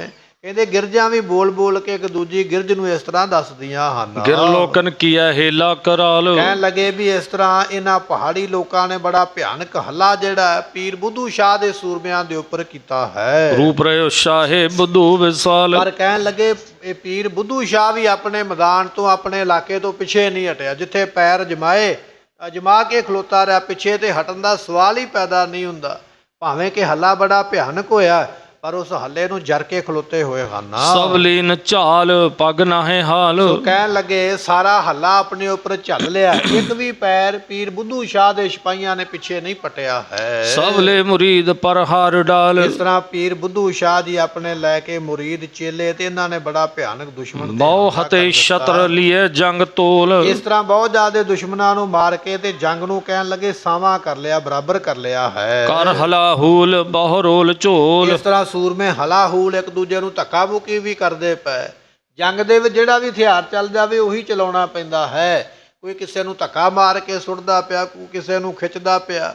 ਐਸਾ ਭਿਆਨਕ ਜੰਗ ਹੋ ਰਿਹਾ ਹੈ। ਸੁਤ ਚਤਰ ਪੀਰ ਲੈ ਧਾਏ ਜਾਏ। ਕਹਿਣ ਲੱਗੇ ਵੀ ਆਪਣੇ 4 ਪੁੱਤਰ ਲੈ ਨੇ ਪੀਰ ਬੁੱਧੂ ਸ਼ਾਹ ਜੀਆਂ ਨੇ ਨਾਲ ਜੰਗ ਦੇ ਮੈਦਾਨ ਦੇ ਵਿੱਚ, ਉਹਨਾਂ ਨੂੰ ਲੈ ਕੇ ਅੱਗੇ ਵਧਿਆ ਹੈ। ਗੁਲਕਾਨ ਬ੍ਰਿੰਦ ਬਰਖਾ ਕਰਾਏ। ਇਸ ਤਰ੍ਹਾਂ ਬਹੁਤ ਜ਼ਿਆਦੀ ਗੋਲੀਆਂ ਦੀ ਵਰਖਾ ਜਿਹੜੀ ਹੈ ਜੰਗ ਦੇ ਮੈਦਾਨ ਦੇ ਵਿੱਚ ਹੋ ਰਹੀ ਹੈ। ਤਬ ਝਟਾ ਪਟ ਗਿਰ ਭਰੇ ਸੂਰ। ਇਸ ਤਰ੍ਹਾਂ ਸੂਰਮੇ ਜਿਹੜੇ ਨੇ ਬੜੀ ਛੇਤੀ ਨਾਲ ਮਰ ਮਰ ਕੇ ਧਰਤੀ ਦੇ ਉੱਪਰ ਡਿੱਗਦੇ ਪਏ। ਬਹੁ ਮਰੇ ਪਹਾੜੀ ਮਿਲੇ ਧੂਰ। ਇਸ ਤਰ੍ਹਾਂ ਜੰਗ ਕਰਦਿਆਂ ਹੋਇਆਂ ਗੁਰਮੁਖੋ ਬਹੁਤ ਜ਼ਿਆਦੇ ਪਹਾੜੀਏ ਫੌਜੀ ਜਿਹੜੇ ਸਿਪਾਹੀ ਨੇ ਮਰ ਕੇ ਧਰਤੀ ਤੇ ਡਿੱਗੇ ਹਨ। ਸਤਿਗੁਰੂ ਦਿਖਾਵਨ ਕੇਰ ਹੇਤ ਸਤਿਗੁਰੂ ਪਾਤਸ਼ਾਹ ਮਹਾਰਾਜ ਜੀਆਂ ਨੂੰ ਆਪਣਾ ਬਲ ਵਿਖਾਉਣਾ ਚਾਹੁੰਦੇ ਗੁਰੂ ਕੇ ਸੂਰਮੇ ਵੀ ਮਹਾਰਾਜ ਸਾਡਾ ਬਲ ਵੇਖਣ। ਔਰ ਪੀਰ ਬੁੱਧੂ ਸ਼ਾਹ ਜੀ ਲੜਦੇ ਪਏ ਆਪਣੇ ਪੁੱਤਰਾਂ ਨੂੰ ਨਾਲ ਲੈ ਕੇ ਦੁਸ਼ਮਣ ਦੇ ਨਾਲ। ਪੀਰ ਬੁੱਧੂ ਸ਼ਾਹ ਵੀ ਆਪਣੀ ਤਾਕਤ ਜ਼ੋਰ ਵਿਖਾਉਂਦੇ ਪਏ ਵੀ ਧੰਨ ਦਸਵੇਂ ਪਾਤਸ਼ਾਹ ਮਹਾਰਾਜ ਜੀ ਮੇਰਾ ਔਰ ਮੇਰੇ ਪੁੱਤਰਾਂ ਦਾ ਜੰਗ ਦੁਸ਼ਮਣ ਦੇ ਨਾਲ ਵੇਖਣ। ਐਸਾ ਜੰਗ ਕਰਕੇ ਦਿਖਾਉਂਦੇ ਹਨ। ਬਹੁ ਕਰਿਓ ਓਜ ਰੂਪ ਜੰਗ ਕਹਿਣ ਲੱਗੇ ਕੇਤ ਵੀ ਇਸ ਤਰ੍ਹਾਂ ਇਹਨਾਂ ਨੇ ਜੰਗ ਦੇ ਵਿੱਚ ਬਹੁਤ ਜ਼ਿਆਦਾ ਉਸ ਵੇਲੇ ਜ਼ੋਰ ਕੀਤਾ ਹੈ। ਉਨ ਧਾਏ ਕੀਨ ਹੇਲਾ ਕਰਾਲ ਤੇ ਫਿਰ ਧਾ ਕੇ ਦੌੜ ਕੇ ਜੰਗ ਦੇ ਮੈਦਾਨ ਦੇ ਵਿੱਚ ਇੱਕੇ ਵਾਰੀ ਦੌੜ ਕੇ ਪੈਂਦੇ ਦੁਸ਼ਮਣ ਦੇ ਉੱਪਰ ਤੇ ਭਿਆਨਕ ਹਮਲਾ ਕਰਦੇ ਹਨ। ਲਰ ਮਰੇ ਮਾਰ ਕਰ ਭਟਨ ਇਸ ਜਾਲ ਤਰ੍ਹਾਂ ਬਹੁਤਿਆਂ ਸੂਰਮਿਆਂ ਨੂੰ ਮਾਰ-ਮਾਰ ਕੇ ਧਰਤੀ ਦੇ ਉੱਪਰ ਸੁੱਟਿਆ ਜਾ ਰਿਹਾ ਹੈ। ਕਰਵਾਰ ਨਿਕਾਰਿਆ ਇੱਕ ਵਾਰ ਤੇ ਤਲਵਾਰਾਂ ਕੱਢ ਕੇ ਪਹਿਲਾਂ ਦੁਸ਼ਮਣ ਦੂਰ ਹੈ ਤੇ ਗੋਲੀ ਦੇ ਨਾਲ ਬੰਦੂਕ ਦੇ ਨਾਲ, ਨੇੜੇ ਆ ਗਿਆ ਫਿਰ ਤੀਰ ਦੇ ਨਾਲ ਜੰਗ ਹੁੰਦਾ। ਜੇ ਬਿਲਕੁਲ ਨੇੜੇ ਆ ਗਿਆ ਤੇ ਫਿਰ ਸੂਰਮੇ ਆਪੋ ਆਪਣੀਆਂ ਤਲਵਾਰਾਂ ਧੂ ਲੈਂਦੇ ਮਿਆਨ ਦੇ ਵਿੱਚ, ਤਲਵਾਰਾਂ ਦੇ ਨਾਲ ਭਿਆਨਕ ਜੰਗ ਕਰਦੇ ਹਨ। ਗਿਰ ਨਰਨ ਨਿਕੰਦਤ ਵਾਰ-ਵਾਰ ਕਹਿਣ ਲੱਗੇ ਵੀ ਇਸ ਤਰ੍ਹਾਂ ਪਹਾੜੀ ਰਾਜਿਆਂ ਦੀ ਫੌਜ ਨੂੰ ਵਾਰ-ਵਾਰ ਮਾਰ-ਮਾਰ ਕੇ ਧਰਤੀ ਤੇ ਸੁੱਟਦੇ ਪਏ ਹਨ। ਨਹਿ ਜਮੇ ਪਾਏ ਚਾਲੇ ਪਲਾਏ ਪਰ ਇਹਨਾਂ ਪਹਾੜੀਆਂ ਦੇ ਗੁਰਮੁਖੋ ਪੈਰ ਨਹੀਂ ਜੰਮੇ ਜੰਗ ਦੇ ਮੈਦਾਨ ਦੇ ਵਿੱਚ। ਆਏ ਤੇ ਬੜੇ ਇਕੱਠੇ ਹੋ ਕੇ ਇੱਕ ਵਾਰੀ ਹੱਲਾ ਕਰਕੇ ਕਿ ਮਹਾਰਾਜ ਦੀ ਫੌਜ ਦੇ ਪੈਰ ਉਖੇੜ ਦਿਆਂਗੇ ਮੈਦਾਨ ਦੇ ਵਿੱਚੋਂ, ਪਰ ਨਹੀਂ, ਪੈਰ ਨਹੀਂ ਉਖੇੜ ਸਕੇ, ਸਗੋਂ ਆਪ ਮਰ ਕੇ ਤੇ ਕੁਝ ਪਿੱਛੇ ਨੂੰ ਦੌੜ ਗਏ ਹਨ। ਗਿਰ ਤਰਨ ਓਟ ਆਪਾ ਬਚਾਏ ਤੇ ਆਪੋ ਆਪਣੀ ਓਟ ਲੈ ਕੇ, ਆਸਰਾ ਲੈ ਕੇ, ਕੋਈ ਰੁੱਖਾਂ ਦੇ ਓਲੇ ਹੋ ਗਿਆ, ਕੋਈ ਭੱਜ ਕੇ ਧਰਤੀ ਤੇ ਲੰਮੇ ਪੈ ਗਿਆ। ਇਹਨਾਂ ਪਹਾੜੀਆਂ ਦੀ ਫੌਜ ਜਿਹੜੀ ਹੈ ਜੰਗ ਦੇ ਵਿੱਚ ਇਸ ਤਰ੍ਹਾਂ ਆਪਣਾ ਆਪਣਾ ਬਚਾਅ ਕਰਦੀ ਹੈ। ਤਬ ਪਿਖ ਗੁਲੇਰੀਆ ਨਿਰਪ ਗੋਪਾਲ ਇਹ ਜਿਹੜਾ ਗੁਲੇਰੀਆ ਰਾਜਾ ਹੈ ਨਾ, ਇਹਦਾ ਨਾਮ ਹੈ ਗੋਪਾਲ ਚੰਦ। ਇਹਨੇ ਵੇਖਿਆ ਵੀ ਮੇਰੀ ਫੌਜ ਤੇ ਕਰਦੀ ਕੱਖ ਨਹੀਂ ਪਈ ਹੈ, ਇਹ ਤੇ ਭੱਜ ਪਏ ਮਹਾਰਾਜ ਦੇ ਸੂਰਮਿਆਂ ਦੇ ਅੱਗੇ।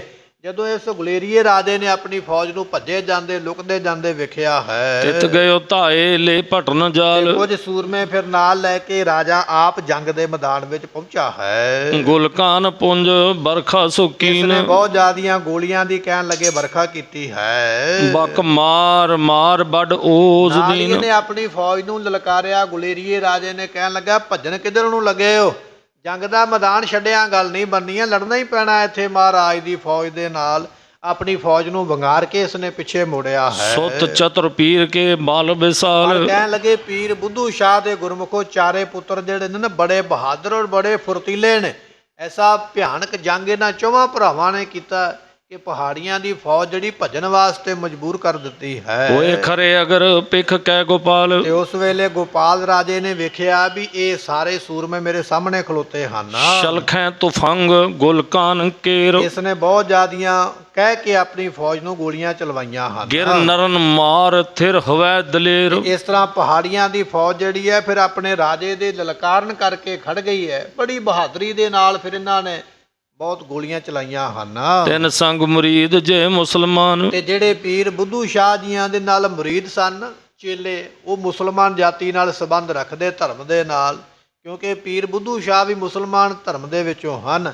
ਜਿਹੜੇ ਆਪਣੇ ਨਾਲ ਇਹ ਮੁਰੀਦ ਲੈ ਕੇ ਆਏ, ਚੇਲੇ ਲੈ ਕੇ ਆਏ, ਉਹ ਵੀ ਜੰਗ ਵਿੱਚ ਲੜਦੇ ਪਏ ਹਨ। ਸਭ ਕੁਪੇ ਕੀਨ ਨੰਗੇ ਕਿਰਪਾਨ ਤੇ ਕਹਿਣ ਲੱਗੇ ਵੀ ਇਹਨਾਂ ਨੂੰ ਗੁੱਸਾ ਆ ਗਿਆ ਪੀਰ ਜੀ ਦੇ ਚੇਲਿਆਂ ਨੂੰ ਕਿ ਸਾਡੀ ਫੌਜ ਦੇ ਉੱਪਰ ਪਹਾੜੀਆ ਰਾਜਾ ਆ ਕੇ ਪੈ ਗਿਆ ਹੈ।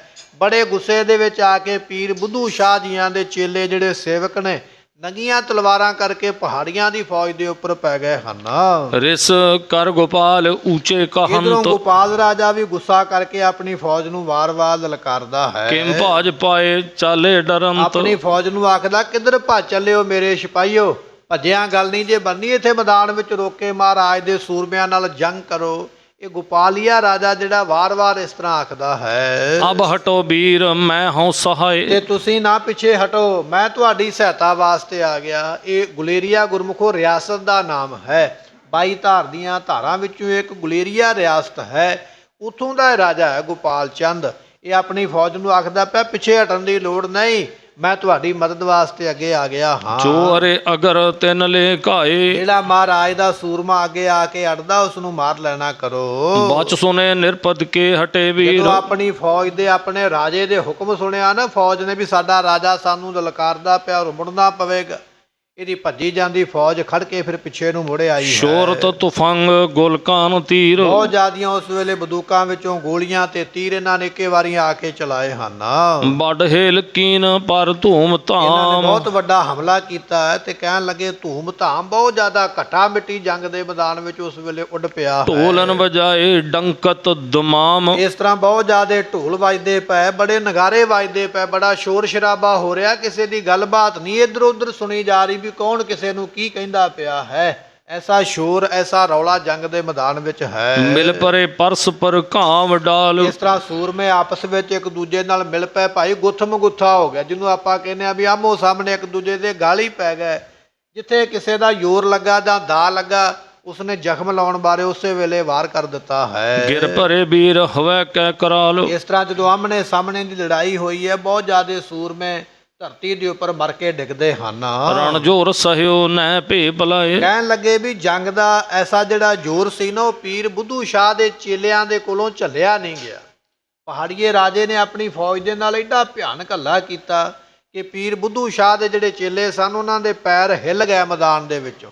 ਥੋੜਾ ਥੋੜਾ ਹੁਣ ਜੰਗ ਦੇ ਵਿੱਚੋਂ ਪਿੱਛੇ ਹਟਦੇ ਪਏ ਹਨ। ਪਿੱਖ ਪੀਰ ਪੁੱਤਰ ਰਿਸ ਉਰ ਵਧਾਏ, ਜਦੋਂ ਪੀਰ ਬੁੱਧੂ ਸ਼ਾਹ ਦੇ ਪੁੱਤਰਾਂ ਨੂੰ ਪਤਾ ਲੱਗਾ ਵੀ ਸਾਡੇ ਨਾਲ ਦੇ ਆਏ ਬੰਦੇ ਹਿੱਲ ਗਏ ਜੰਗ ਮੈਦਾਨ ਵਿੱਚੋਂ ਪਿੱਛੇ ਹਟਦੇ ਪਏ, ਤੇ ਪੀਰ ਬੁੱਧੂ ਸ਼ਾਹ ਦੇ ਪੁੱਤਰਾਂ ਨੂੰ ਬਹੁਤ ਗੁੱਸਾ ਆਇਆ ਉਸ ਵੇਲੇ ਮਨ ਦੇ ਵਿੱਚ ਵੀ ਦੁਸ਼ਮਣ ਦੀ ਫੌਜ ਨੇ ਸਾਡੀ ਫੌਜ ਨੂੰ ਹਿਲਾ ਦਿੱਤਾ ਹੈ। ਸ਼ਮਸ਼ੇਰ ਕਾੜ ਸਮਸ਼ੇਰ ਹੋਏ, ਇਹ ਫਿਰ ਪੀਰ ਬੁੱਧੂ ਸ਼ਾਹ ਦੇ ਪੁੱਤਰਾਂ ਨੇ ਕੱਢ ਲਈਆਂ ਤਲਵਾਰਾਂ ਮਿਆਨ ਦੇ ਵਿੱਚੋਂ ਬਾਹਰ ਤੇ ਸ਼ੇਰ ਦੇ ਵਾਂਗ ਫਿਰ ਅੱਗੇ ਹੋ ਕੇ ਗਰਜੇ ਹਨ। ਸ਼ਤਰਨ ਮਾਰ ਰਨ ਮੈਂ ਖਰੋਏ, ਦੁਸ਼ਮਣਾਂ ਨੂੰ ਮਾਰ ਮਾਰ ਕੇ ਫਿਰ ਸੁੱਟਿਆ ਤੇ ਆਪ ਜੰਗ ਮੈਦਾਨ ਦੇ ਵਿੱਚ ਪੈਰ ਜਮਾ ਕੇ ਚੰਗੀ ਤਰ੍ਹਾਂ ਖੜ ਗਏ ਹਨ। ਜਹ ਨਿਰਪ ਗੋਪਾਲ ਤਹ ਤੀਰ ਜਾਏ, ਜਿੱਥੇ ਇਹ ਗੋਪਾਲ ਨਾਮ ਦਾ ਰਾਜਾ ਗੁਲੇਰੀਆ ਰਾਜਾ ਹੈ, ਗੋਪਾਲ ਇਹਦਾ ਨਾਮ ਹੈ, ਜਿਸ ਜਗ੍ਹਾ ਦੇ ਉੱਪਰ ਇਹ ਖੜ ਕੇ ਲੜਦਾ ਪਿਆ ਹੈ। ਬਹੁ ਉਸ਼ਰ ਕਰੀ ਅੰਤ ਧਾਏ, ਇਹਦੀ ਫੌਜ ਇਹਦੇ ਸਿਪਾਹੀ ਜਿਹੜੇ ਉਛਲ ਕੇ ਬੜਾ ਜੰਗ ਕਰਦੇ ਸਨ। ਪੀਰ ਬੁੱਧੂ ਸ਼ਾਹ ਜੀਆਂ ਦੇ ਪੁੱਤਰ ਆਪਣੀ ਫੌਜ ਲੈ ਕੇ ਇਸ ਰਾਜੇ ਦੇ ਕੋਲ ਪਹੁੰਚ ਗਏ ਹਨ।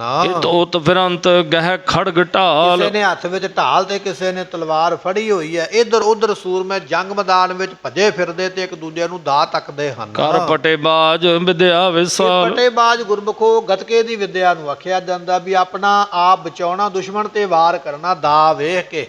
ਐਸੀ ਪਟੇਬਾਜ਼ੀ ਦੀ ਵਿਦਿਆ ਗੱਤਕੇ ਦੀ ਵਿਦਿਆ ਜਿਹੜੀ ਹੈ ਸਿੱਖੀ ਹੋਈ ਸਿਖਲਾਈ ਇਹ ਸੂਰਮੇ ਜੰਗ ਦੇ ਵਿੱਚ ਵਰਤਦੇ ਪਏ ਹਨ। ਰਿਪ ਮਾਰ ਬਚਾਵਤ ਮਾਰ ਤਾਹੇ, ਅਤੇ ਦੁਸ਼ਮਣ ਨੂੰ ਮਾਰਨਾ ਆਪਣਾ ਆਪ ਬਚਾਉਣਾ ਇਹ ਜੰਗ ਦਾ ਅਸੂਲ ਹੁੰਦਾ। ਪਹਿਲਾਂ ਆਪਣੇ ਆਪ ਨੂੰ ਬਚਾਉਣਾ ਫਿਰ ਦੁਸ਼ਮਣ ਤੇ ਵਾਰ ਕਰਨਾ, ਦੁਸ਼ਮਣ ਨੂੰ ਵਾਰ ਕਰਕੇ ਫਿਰ ਆਪਣੇ ਆਪ ਨੂੰ ਬਚਾਉਣਾ, ਇਹ ਜੰਗ ਦੇ ਦਾਅ ਜਿਹੜੇ ਲਾਏ ਜਾ ਰਹੇ ਹਨ। ਬਹੁ ਗਿਰੀ ਲੋਥ ਰਣ ਖੇਤ ਮਾਹੇ, ਪਰ ਇਸ ਜੰਗ ਦੇ ਵਿੱਚ ਬੜੀਆਂ ਲਾਸ਼ਾਂ ਜਿਹੜੀਆਂ ਨੇ ਧਰਤੀ ਤੇ ਮਰ ਮਰ ਕੇ ਸੂਰਮਿਆਂ ਦੀਆਂ ਡਿੱਗਦੀਆਂ ਹਨ। ਗਿਰ ਨਰ ਅਚੰਭ ਕੋ ਧਾਰ ਕਹਿਣ ਧਾਰ, ਲੱਗੇ ਵੀ ਇਹ ਪਹਾੜੀ ਰਾਜਿਆਂ ਦੀ ਫੌਜ ਵਿੱਚ ਗੁਰਮੁਖੋ ਹੈਰਾਨੀ ਪੈਦਾ ਹੋ ਗਈ, ਹੈਰਾਨ ਹੋ ਗਏ, ਕਿਉਂਕਿ ਪਠਾਨਾਂ ਨੇ ਜਾ ਕੇ ਦੱਸਿਆ ਸੀ ਵੀ ਮਹਾਰਾਜ ਦੀ ਫੌਜ ਨੂੰ ਜੰਗ ਕਰਨਾ ਕੋਈ ਨਹੀਂ ਆਉਂਦਾ।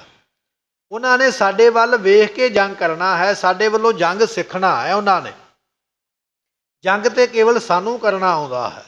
ਪਰ ਜਦੋਂ ਮਹਾਰਾਜ ਦੇ ਸੂਰਮਿਆਂ ਨੇ ਐਸਾ ਭਿਆਨਕ ਹੱਲਾ ਕੀਤਾ, ਕਹਿਣ ਲੱਗੇ ਪਹਾੜੀ ਰਾਜਿਆਂ ਦੇ ਸਮੇਤ ਫੌਜਾਂ ਹੈਰਾਨ ਹੋ ਗਈਆਂ ਵੀ ਮਹਾਰਾਜ ਦੇ ਸੂਰਮੇ ਇਸ ਤਰ੍ਹਾਂ ਕਿਵੇਂ ਜੰਗ ਕਰਦੇ ਹਨ। ਬਹੁ ਉਮੜ ਘੇਰੋ ਸੋ ਡਾਰ, ਇਹ ਰਾਜਾ ਆਪਣੀ ਫੌਜ ਨੂੰ ਵੰਗਾਰਦਾ ਵੀ ਉਮੜ ਕੇ ਇੱਕੇ ਵਾਰੀ ਟੁੱਟ ਕੇ ਮਹਾਰਾਜ ਦੇ ਸੂਰਮਿਆਂ ਤੇ ਪੈਣਾ ਕਰੋ। ਨਹਿ ਤਉ ਵਾਰ ਕਿਸਤੇ ਸੁਖਾਏ, ਪਰ ਇਹ ਪਹਾੜੀ ਰਾਜੇ ਦੀ ਫੌਜ ਨੇ ਵਾਰ ਤੇ ਬੜੇ ਕੀਤੇ, ਪਰ ਪੀਰ ਬੁੱਧੂ ਸ਼ਾਹ ਦੇ ਪੁੱਤਰਾਂ ਨੇ ਕਿਸੇ ਨੂੰ ਵੀ ਕੋਈ ਜ਼ਖਮ ਨਹੀਂ ਲੱਗਾ ਹੈ। ਤਨ ਕੋ ਬਚਾਏ ਰਿਪ ਘਾਏ ਘਾਏ, ਆਪਣੇ ਸਰੀਰ ਨੂੰ ਬਚਾਉਂਦੇ ਨੇ ਪੀਰ ਬੁੱਧੂ ਸ਼ਾਹ ਦੇ ਪੁੱਤਰ ਅਤੇ ਦੁਸ਼ਮਣ ਦੇ ਸਰੀਰ ਦੇ ਉੱਪਰ ਜ਼ਖਮ ਲਾਉਂਦੇ ਹਨ। ਬਹੁ ਦਿਸ਼ਨ ਕੇਰ ਭਟ ਹੇਰ ਹੇਰ, ਦੋਵਾਂ ਪਾਸਿਆਂ ਦੇ ਸੂਰਮੇ ਵੇਖਦੇ ਪਏ, ਕਿਉਂਕਿ ਸਾਰੀ ਫੌਜ ਜਿਹੜੀ ਹੈ ਨਾ ਕੁਝ ਲੜਦਾ ਪਿਆ ਕੋਈ ਵੇਖਦਾ ਪਿਆ। ਜਿੱਥੇ ਪੀਰ ਬੁੱਧੂ ਸ਼ਾਹ ਦੇ ਪੁੱਤਰ ਲੜਦੇ ਪਏ ਸਨ ਤੇ ਗੁਲੇਰੀਆ ਰਾਜਾ ਲੜਦਾ ਪਿਆ, ਇਹਨਾਂ ਦੋਨਾਂ ਫੌਜਾਂ ਦਾ ਜੰਗ ਹੁੰਦਾ, ਬਾਕੀ ਸਾਰੇ ਵੇਖਦੇ ਪਏ ਹਨ। ਕਹਿ ਸਾਧ ਸਾਧ ਪੁਨ ਘੇਰ ਘੇਰ, ਫਿਰ ਸੂਰਮੇ ਇੱਕ ਦੂਜੇ ਨੂੰ ਸ਼ਾਬਾਸ਼ ਦਿੰਦੇ ਨੇ, ਸ਼ਾਬਾਸ਼ ਬੜਾ ਸੋਹਣਾ ਜੰਗ ਹੈ, ਬੜਾ ਸੋਹਣਾ ਵਾਰ ਹੈ, ਬੜਾ ਸੋਹਣਾ ਬਾਲ ਹੈ। ਇੱਕ ਦੂਜੇ ਨੂੰ ਸ਼ਾਬਾਸ਼ੀ ਵੀ ਦਿੰਦੇ, ਸ਼ਾਬਾਸ਼ ਕਹਿੰਦੇ ਇੱਕ ਦੂਜੇ ਨੂੰ, ਇੱਕ ਦੂਜੇ ਦੀ ਵਿਦਿਆ ਵੇਖ ਕੇ, ਜੰਗ ਮੈਦਾਨ ਦੇ ਵਿੱਚ ਬਲ ਵੇਖ ਕੇ, ਜੰਗ ਕਰਨ ਦਾ ਤਰੀਕਾ ਵੇਖ ਕੇ ਇੱਕ ਦੂਜੇ ਦੀ ਹੌਸਲਾ ਅਫਜ਼ਾਈ ਕਰਦੇ, ਇੱਕ ਦੂਜੇ ਨੂੰ ਸ਼ਾਬਾਸ਼ ਆਖਦੇ ਹਨ। ਬਹੁ ਮਚਰੌਰ ਗੁਰ ਸੁਨਤ ਕਾਨ, ਬਹੁਤ ਜ਼ਿਆਦਾ ਰੌਲਾ ਪੈ ਚੁੱਕਿਆ ਹੈ ਤੇ ਸਤਿਗੁਰੂ ਪਾਤਸ਼ਾਹ ਸਾਰਾ ਕੁਝ ਆਪਣੇ ਕੰਨਾਂ ਦੇ ਨਾਲ ਸੁਣਦੇ ਪਏ ਜੋ ਕੋਈ ਜੰਗ ਮੈਦਾਨ ਵਿੱਚ ਹੋ ਰਿਹਾ ਹੈ। ਬੂਝੈ ਇਤੋਕ ਕਿਨ ਜੰਗ ਠਾਨ। ਸਤਿਗੁਰੂ ਪਾਤਸ਼ਾਹ ਨੇ ਪੁੱਛਿਆ, ਜਦੋਂ ਰੌਲਾ ਪਿਆ ਨਾ ਬੜਾ ਭਿਆਨਕ ਜੰਗ ਦੇ ਮੈਦਾਨ ਵਿੱਚ ਪੀਰ ਬੁੱਧੂ ਸ਼ਾਹ ਦੇ ਪੁੱਤਰ ਲੜਦੇ ਪਏ ਪਹਾੜੀ ਰਾਜਿਆਂ ਦੇ ਨਾਲ, ਰੌਲਾ ਪੈਂਦਾ ਸੁਣ ਕੇ ਧੰਨ ਗੁਰੂ ਗੋਬਿੰਦ ਸਿੰਘ ਮਹਾਰਾਜ ਨੇ ਨਾਲ ਦੇ ਸਿੱਖ ਨੂੰ ਪੁੱਛਿਆ, ਕਹਿਣ ਲੱਗੇ, ਸਿੱਖਾ ਇਸ ਪਾਸੇ ਕੌਣ ਜੰਗ ਕਰਦਾ ਪਿਆ ਜਿਸ ਪਾਸੇ ਬੜਾ ਰੌਲਾ ਪੈਂਦਾ? ਮਹਾਰਾਜ ਨੇ ਪੁੱਛਿਆ ਹੈ। ਇੱਕ ਸੁਬਟ ਭਨਿਓ ਚੌਂ ਪੁੱਤਰ ਪੀਰ। ਉਸ ਵੇਲੇ ਇੱਕ ਸੂਰਮੇ ਨੇ ਕੋਲ ਖਲੋਤੇ ਨੇ ਦੱਸਿਆ, ਕਹਿਣ ਲੱਗਾ, ਮਹਾਰਾਜ ਸਾਹਿਬ ਜੀਓ, ਇਹ ਪੀਰ ਜੀ ਦੇ 4 ਪੁੱਤਰ ਆਏ ਨੇ ਜੰਗ ਮੈਦਾਨ ਦੇ ਵਿੱਚ। ਉਹ ਆਪਣੀ ਤਰਫੋਂ ਜੰਗ ਕਰਦੇ ਪਏ ਪਹਾੜੀ ਰਾਜਿਆਂ ਦੇ ਨਾਲ। ਇਹ ਜਿੱਥੇ ਉਹ 4 ਪੁੱਤਰ ਲੜਦੇ ਪਏ ਨੇ ਪੀਰ ਜੀਆਂ ਦੇ, ਇਹ ਉੱਥੇ ਬੜਾ ਭਾਰੀ ਇਸ ਵੇਲੇ ਰੌਲਾ ਪੈ ਰਿਹਾ ਹੈ। ਰਿਪਹਨੇ ਅਨਕ ਵਿੱਚ ਥਿਰੇ ਉਹਨਾਂ ਧੀਰ। 4 ਭਰਾਵਾਂ ਨੇ ਬਹੁਤ ਜ਼ਿਆਦਾ ਦੁਸ਼ਮਣਾਂ ਨੂੰ ਮਾਰ ਕੇ ਤੇ ਬੜੇ ਚੰਗੇ ਤਰੀਕੇ ਨਾਲ ਜੰਗ ਮੈਦਾਨ ਵਿੱਚ ਟਿਕੇ ਹੋਏ ਹਨ। ਤਿਨ ਪਰ ਗੁਲੇਰੀਆ ਧਾਏ ਜਾਏ। ਇਹ ਜਿਹੜਾ ਗੁਲੇਰੀਆ ਰਾਜਾ ਗੋਪਾਲ ਇਹਦਾ ਨਾਮ ਹੈ, ਇਹ ਪੀਰ ਬੁੱਧੂ ਸ਼ਾਹ ਦੇ ਪੁੱਤਰਾਂ ਦੇ ਉੱਪਰ ਹਮਲਾ ਕਰਦਾ ਪਿਆ ਹੈ। ਲਿਆ ਘੇਰ ਵਿੱਚ ਸਮੁਦਾਇ ਆਏ। ਉਹਨਾਂ 4 ਭਰਾਵਾਂ ਨੂੰ ਇਸ ਗੁਲੇਰੀਏ ਰਾਜੇ ਨੇ 4 ਚਫੇਰਿਓਂ ਆਪਣੀ ਫੌਜ ਦੇ ਨਾਲ ਘੇਰ ਲਿਆ ਹੈ। ਤਿਨ ਕੀ ਸਹਾਏ ਭੇਜੋ ਵਿਸਾਲ। ਸਿੱਖ ਨੇ ਆਖਿਆ, ਮਹਾਰਾਜ ਕਿਰਪਾ ਕਰੋ, ਪੀਰ ਜੀ ਦੇ ਪੁੱਤਰ ਘੇਰੇ ਗਏ ਜੰਗ ਮੈਦਾਨ ਦੇ ਵਿੱਚ, ਪਰ ਬੜਾ ਭਿਆਨਕ ਜੰਗ ਕਰਦੇ ਪਏ। ਆਪ ਜੀ ਕਿਰਪਾ ਕਰੋ, ਉਹਨਾਂ ਦੇ ਮਗਰ ਕੁਝ ਹੋਰ ਸਹਾਇਤਾ ਭੇਜਣੀ ਕਰੋ, ਉਹਨਾਂ ਨੂੰ ਘੇਰੇ ਵਿੱਚੋਂ ਕੱਢਣਾ ਕਰੋ। ਇਸ ਤਰ੍ਹਾਂ ਸਿੱਖ ਨੇ ਬੇਨਤੀ ਕੀਤੀ ਹੈ। ਟਿਕੋ ਤੋ ਖਰੋ ਮਾਤੁਲ ਕਿਰਪਾਲ। ਤੇ ਸਤਿਗੁਰੂ ਪਾਤਸ਼ਾਹ ਮਹਾਰਾਜ ਜੀਆਂ ਦੇ ਕੋਲ ਮਹਾਰਾਜ ਜੀਆਂ ਦੇ ਮਾਮਾ ਜੀ ਖਲੋਤੇ ਸਨ, ਭਾਈ ਕਿਰਪਾਲ ਚੰਦ ਉਹਨਾਂ ਦਾ ਨਾਮ ਹੈ। ਸਤਿਗੁਰਾਂ ਦੇ ਕੋਲ ਹੀ ਖੜੇ ਹੋਏ ਹਨ। ਸੁਨ ਭੀਰ ਭਰੀ ਮਨ ਸ਼ੋਭ ਧਾਰ। ਜਦੋਂ ਉਸਨੇ ਸੁਣਿਆ ਨਾ, ਸਿੱਖ ਦੱਸਦਾ ਪਿਆ ਵੀ ਮਹਾਰਾਜ ਪੀਰ ਜੀਆਂ ਦੇ ਪੁੱਤਰ ਘੇਰੇ ਗਏ ਮੈਦਾਨ ਵਿੱਚ, ਇਹ ਗੱਲ ਸੁਣ ਕੇ ਤੇ ਮਾਮਾ ਕਿਰਪਾਲ ਚੰਦ ਨੂੰ ਬੜਾ ਗੁੱਸਾ ਆਇਆ ਮਨ ਦੇ ਵਿੱਚ। ਬੜੀ ਗੱਲ ਖੁੱਭੀ ਹੈ ਵੀ ਸਾਡੇ ਸੂਰਮੇ ਕਿਵੇਂ ਘੇਰੇ ਗਏ। ਕਹਿਣ ਲੱਗੇ, ਉਸ ਵੇਲੇ ਬੜੀ ਗੱਲ ਖੁੱਭ ਜਾਣ ਕਰਕੇ ਬੜਾ ਗੁੱਸਾ ਆਇਆ ਹੈ। ਕੋ ਕੁਦਾਏ ਚਾਲਿਓ ਉਦਾਰ। ਸਤਿਗੁਰਾਂ ਦੀ ਆਗਿਆ ਲੈ ਕੇ ਮਾਮਾ ਕਿਰਪਾਲ ਚੰਦ ਜੀ ਮਾਤਾ ਗੁਜਰੀ ਜੀਆਂ ਦੇ ਭਰਾ ਕਹਿਣ ਲੱਗੇ, ਚੜ ਗਏ ਘੋੜੇ ਦੇ ਉੱਪਰ ਬੜੇ ਗੁੱਸੇ ਦੇ ਨਾਲ ਤੇ ਘੋੜਾ ਉਸ ਪਾਸੇ ਨੂੰ ਭਜਾਇਆ ਜਿੱਥੇ ਪੀਰ ਜੀਆਂ ਦੇ ਪੁੱਤਰ ਲੜਦੇ ਪਏ ਹਨ। ਕਰ ਮੈਂ ਕੁਦੰਡ ਐਂਚਿਓ ਕਠੋਰ। ਉਸ ਵੇਲੇ ਕਹਿਣ ਲੱਗੇ ਵੀ ਇਹਨਾਂ ਨੇ ਆਪਣੇ ਹੱਥ ਵਿੱਚ ਬੜਾ ਕਠਨ ਜਿਹੜਾ ਧਨੁੱਖ ਹੈ, ਤੀਰ ਕਮਾਨ ਮਾਮਾ ਕਿਰਪਾਲ ਚੰਦ ਜੀ ਨੇ ਫੜਿਆ ਹੋਇਆ ਹੈ। ਈਖਨ ਖਤੰਗ ਗੁਣ ਵਿੱਚ ਜੋਰ। ਤੇ ਕਹਿਣ ਲੱਗੇ ਵੀ ਬਹੁਤ ਤਿੱਖੇ ਤੀਰ ਇਹਨਾਂ ਨੇ ਆਪਣੇ ਪੱਥੇ ਵਿੱਚ ਉਸ ਵੇਲੇ ਭਰੇ ਹੋਏ ਹਨ। ਪਹੁੰਚਿਓ ਤੁਰੰਤ ਕਹਿ ਮਾਰ ਮਾਮਾ ਮਾਰ। ਕਿਰਪਾਲ ਚੰਦ ਜੀ ਛੇਤੀ ਨਾਲ ਘੋੜਾ ਭਜਾ ਕੇ ਉੱਥੇ ਪਹੁੰਚ ਗਿਆ ਜਿੱਥੇ ਪੀਰ ਜੀਆਂ ਦੇ ਪੁੱਤਰ ਲੜਦੇ ਪਏ। ਜਾ ਕੇ ਮਾਮਾ ਕਿਰਪਾਲ ਚੰਦ ਜੀਆਂ ਨੇ ਵੰਗਾਰਿਆ ਸੂਰਮਿਆਂ ਨੂੰ, ਸੂਰਮਿਆਂ ਤਗੜੇ ਹੋ ਜਾਓ, ਇਹ ਪਹਾੜੀਆ ਰਾਜਾ ਤੇ ਫੌਜ ਦੀ ਭੱਜਣੀ ਨਹੀਂ ਚਾਹੀਦੀ, ਘੇਰ ਘੇਰ ਕੇ ਆਪਾਂ ਇਹਨਾਂ ਨੂੰ ਮਾਰਾਂਗੇ। ਇਸ ਤਰ੍ਹਾਂ ਜਾ ਕੇ ਆਪਣੇ ਸੂਰਮਿਆਂ ਨੂੰ ਹੱਲਾ ਸ਼ੇਰੀ ਔਰ ਦੁਸ਼ਮਣ ਦੇ ਉੱਪਰ ਹਮਲਾ ਕੀਤਾ ਹੈ। ਲਲਕਾਰ ਸਭਨ ਹੇਲਾ ਸੋਡਾਰ। ਇਸ ਤਰ੍ਹਾਂ ਲਲਕਾਰ ਕੇ ਮਾਮਾ ਕਿਰਪਾਲ ਚੰਦ ਜੀਆਂ ਨੇ ਹੱਲਾ ਕਰਵਾਇਆ ਹੈ। ਜੇ ਹੋਤੇ ਤੁਰਕ ਲਹਿ ਕਰ ਸਹਾਏ। ਜਿਹੜੇ ਤੁਰਕ ਸਨ ਉਸ ਵੇਲੇ ਲੜਦੇ ਪਏ, ਉਹਨਾਂ ਦੀ ਸਹਾਇਤਾ ਲੈ ਕੇ ਇਹ ਪਹੁੰਚੇ ਨੇ ਮਾਮਾ ਕਿਰਪਾਲ ਚੰਦ ਜੀ। ਸਭ ਪਰੇ ਦੌਰ ਕਰ ਅਨਕ ਘਾਏ। ਉਸ ਵੇਲੇ ਮਾਮਾ ਕਿਰਪਾਲ ਚੰਦ ਜੀਆਂ ਨੂੰ ਆਇਆ ਵੇਖ ਕੇ ਪੀਰ ਜੀਆਂ ਦੀ ਫੌਜ ਜਿਹੜੀ ਆ ਹੋਰ ਉਤਸ਼ਾਹ ਦੇ ਵਿੱਚ ਆ ਗਈ ਆ ਵੀ ਸਾਡੀ ਮਦਦ ਵਾਸਤੇ ਮਹਾਰਾਜ ਨੇ ਆਪਣੇ ਸੂਰਮੇ ਭੇਜੇ ਹਨ। ਤੜ ਭੜ ਤੁਫੰਗ ਇੱਕ ਵਾਰ ਚਾਲ। ਇੱਕੇ ਵਾਰੀ ਬੰਦੂਕਾਂ ਚੱਲਦੀਆਂ, ਬੰਦੂਕਾਂ ਦੀਆਂ ਗੋਲੀਆਂ ਚੱਲਦੀਆਂ ਤੇ ਉਸ ਵੇਲੇ ਤੜ ਤੜ ਦੀ ਆਵਾਜ਼, ਕੜ ਦੀ ਆਵਾਜ਼ ਜਿਹੜੀ ਹੈ ਜੰਗ ਮੈਦਾਨ ਦੇ ਵਿੱਚ ਸੁਣੀ ਜਾ ਰਹੀ ਹੈ। ਜੁਟ ਗਏ ਕਿਰਪਾਨ ਨੂੰ ਓਟ ਢਾਲ। ਇਧਰੋਂ ਸੂਰਮਿਆਂ ਦੀਆਂ ਕਿਰਪਾਨਾਂ ਆਮੋ ਸਾਹਮਣੇ ਚੱਲਦੀਆਂ ਪਈਆਂ, ਢਾਲਾਂ ਦੇ ਵਾਰ ਇੱਕ ਦੂਜੇ ਦੇ ਨਾਲ ਬੜੇ ਗੁੱਸੇ ਦੇ ਨਾਲ ਕੀਤੇ ਜਾ ਰਹੇ ਹਨ। ਤਾਂ ਪੁੱਤਰ ਪੀਰ ਕੇ ਦੋਏ ਘੇਰ। ਕਹਿਣ ਲੱਗੇ, ਜੰਗ ਦੇ ਮੈਦਾਨ ਦੇ ਵਿੱਚ ਗੁਰਮੁਖੋ ਪੀਰ ਬੁੱਧੂ ਸ਼ਾਹ ਜੀਆਂ ਦੇ 2 ਪੁੱਤਰ ਘੇਰੇ ਗਏ। 2 ਪੁੱਤਰ ਜੰਗ ਲੜਦਿਆਂ ਇੱਕ ਪਾਸੇ ਨੂੰ ਚਲੇ ਗਏ, ਪਰ 2 ਪੁੱਤਰ ਪੀਰ ਜੀਆਂ ਦੇ ਜੰਗ ਮੈਦਾਨ ਵਿੱਚ ਘੇਰੇ ਵਿੱਚ ਆ ਗਏ ਹਨ। ਗਨ ਰਿਪ ਸੰਭਾਰ ਕਰ ਫੇਰ ਫੇਰ। ਉਸ ਵੇਲੇ ਆਪਣੇ ਆਪ ਦੀ ਸੰਭਾਲ ਕਰਦੇ ਤੇ ਵੈਰੀਆਂ ਦੇ ਉੱਪਰ ਉਸ ਵੇਲੇ ਵਾਰ ਕਰਦੇ ਹਨ। ਪਹੁੰਚਿਓ ਕਿਰਪਾਲ ਬਾਨਨ ਪ੍ਰਹਾਰ। ਇਹਨੇ ਚਿਰ ਨੂੰ ਮਾਮਾ ਕਿਰਪਾਲ ਚੰਦ ਜੀ ਤੀਰ ਚਲਾਉਂਦਿਆਂ ਹੋਇਆਂ ਇਹਨਾਂ ਦੀ ਸਹਾਇਤਾ ਵਾਸਤੇ ਪਹੁੰਚ ਗਏ ਹਨ। ਘੇਰੋ ਸ਼ੁਰਾਏ ਬਾਹਰ ਨਿਕਾਰ। ਤੇ ਘੇਰਾ ਤੋੜ ਦਿੱਤਾ ਇਹਨਾਂ ਪਹਾੜੀਆਂ ਦਾ ਘੇਰਾ। ਮਾਮਾ ਕਿਰਪਾਲ ਚੰਦ ਜੀਆਂ ਨੇ ਐਸੇ ਤੀਰ ਚਲਾਏ ਮੈਦਾਨ ਵਿੱਚ ਜਾ ਕੇ ਇਹਨਾਂ ਪਹਾੜੀ ਫੌਜ ਨੂੰ ਘੇਰਾ ਆਪਣਾ ਛੱਡਣਾ ਪਿਆ ਤੇ ਉਹਦੇ ਵਿੱਚੋਂ ਪੀਰ ਜੀਆਂ ਦੇ ਪੁੱਤਰ ਕੱਢ ਲਏ ਹਨ। ਦੌਰ ਸੇ ਪੀਰ ਕੇ ਪੁੱਤਰ ਫੇਰ। ਪਰ ਇਹਨਾਂ ਪੀਰ ਜੀ ਦੇ ਪੁੱਤਰਾਂ ਨੂੰ ਗੁੱਸਾ ਬੜਾ ਮਨ ਦੇ ਵਿੱਚ ਵੀ ਇਹ ਸਾਡੇ ਸਤਿਗੁਰਾਂ ਦੇ ਨਾਲ ਜੰਗ ਕਰਨ ਵਾਸਤੇ ਆਏ, ਘੇਰੇ ਵਿੱਚੋਂ ਅਜੇ ਬਾਹਰ ਨਿਕਲੇ ਹੀ ਨੇ। ਦੁਬਾਰਾ ਫਿਰ ਗੁੱਸੇ ਦੇ ਨਾਲ ਇਹਨਾਂ ਦੀ ਫੌਜ ਦੇ ਉੱਪਰ ਟੁੱਟ ਕੇ ਪੈ ਗਏ ਹਨ। ਬਾਹੇ ਕਿਰਪਾਨ ਹੋਏ ਫੇਰ ਨੇਰ। ਬਹੁਤ ਜ਼ਿਆਦੀ ਤਲਵਾਰ ਇਹਨਾਂ ਨੇ ਨੇੜੇ ਹੋ ਕੇ ਚਲਾਉਣਾ ਕੀਤੀ ਹੈ। ਇਸ ਕਰ ਗੋਪਾਲ ਨੇ ਬਾਰਨ ਸ਼ੋਰ। ਕਹਿਣ ਲੱਗੇ ਵੀ ਇਹ ਗੋਪਾਲਾ ਰਾਜਾ ਜਿਹੜਾ ਗੋਪਾਲ ਚੰਦ ਦਾ ਨਾਮ ਹੈ, ਇਹਦੇ ਮਨ ਵਿੱਚ ਵੀ ਬੜਾ ਗੁੱਸਾ ਵੀ ਮਹਾਰਾਜ ਜੀਆਂ ਦੇ ਆ ਸੂਰਮੇ ਮੇਰੀ ਫੌਜ ਦਾ ਬੜਾ ਨੁਕਸਾਨ ਕਰਦੇ ਪਏ।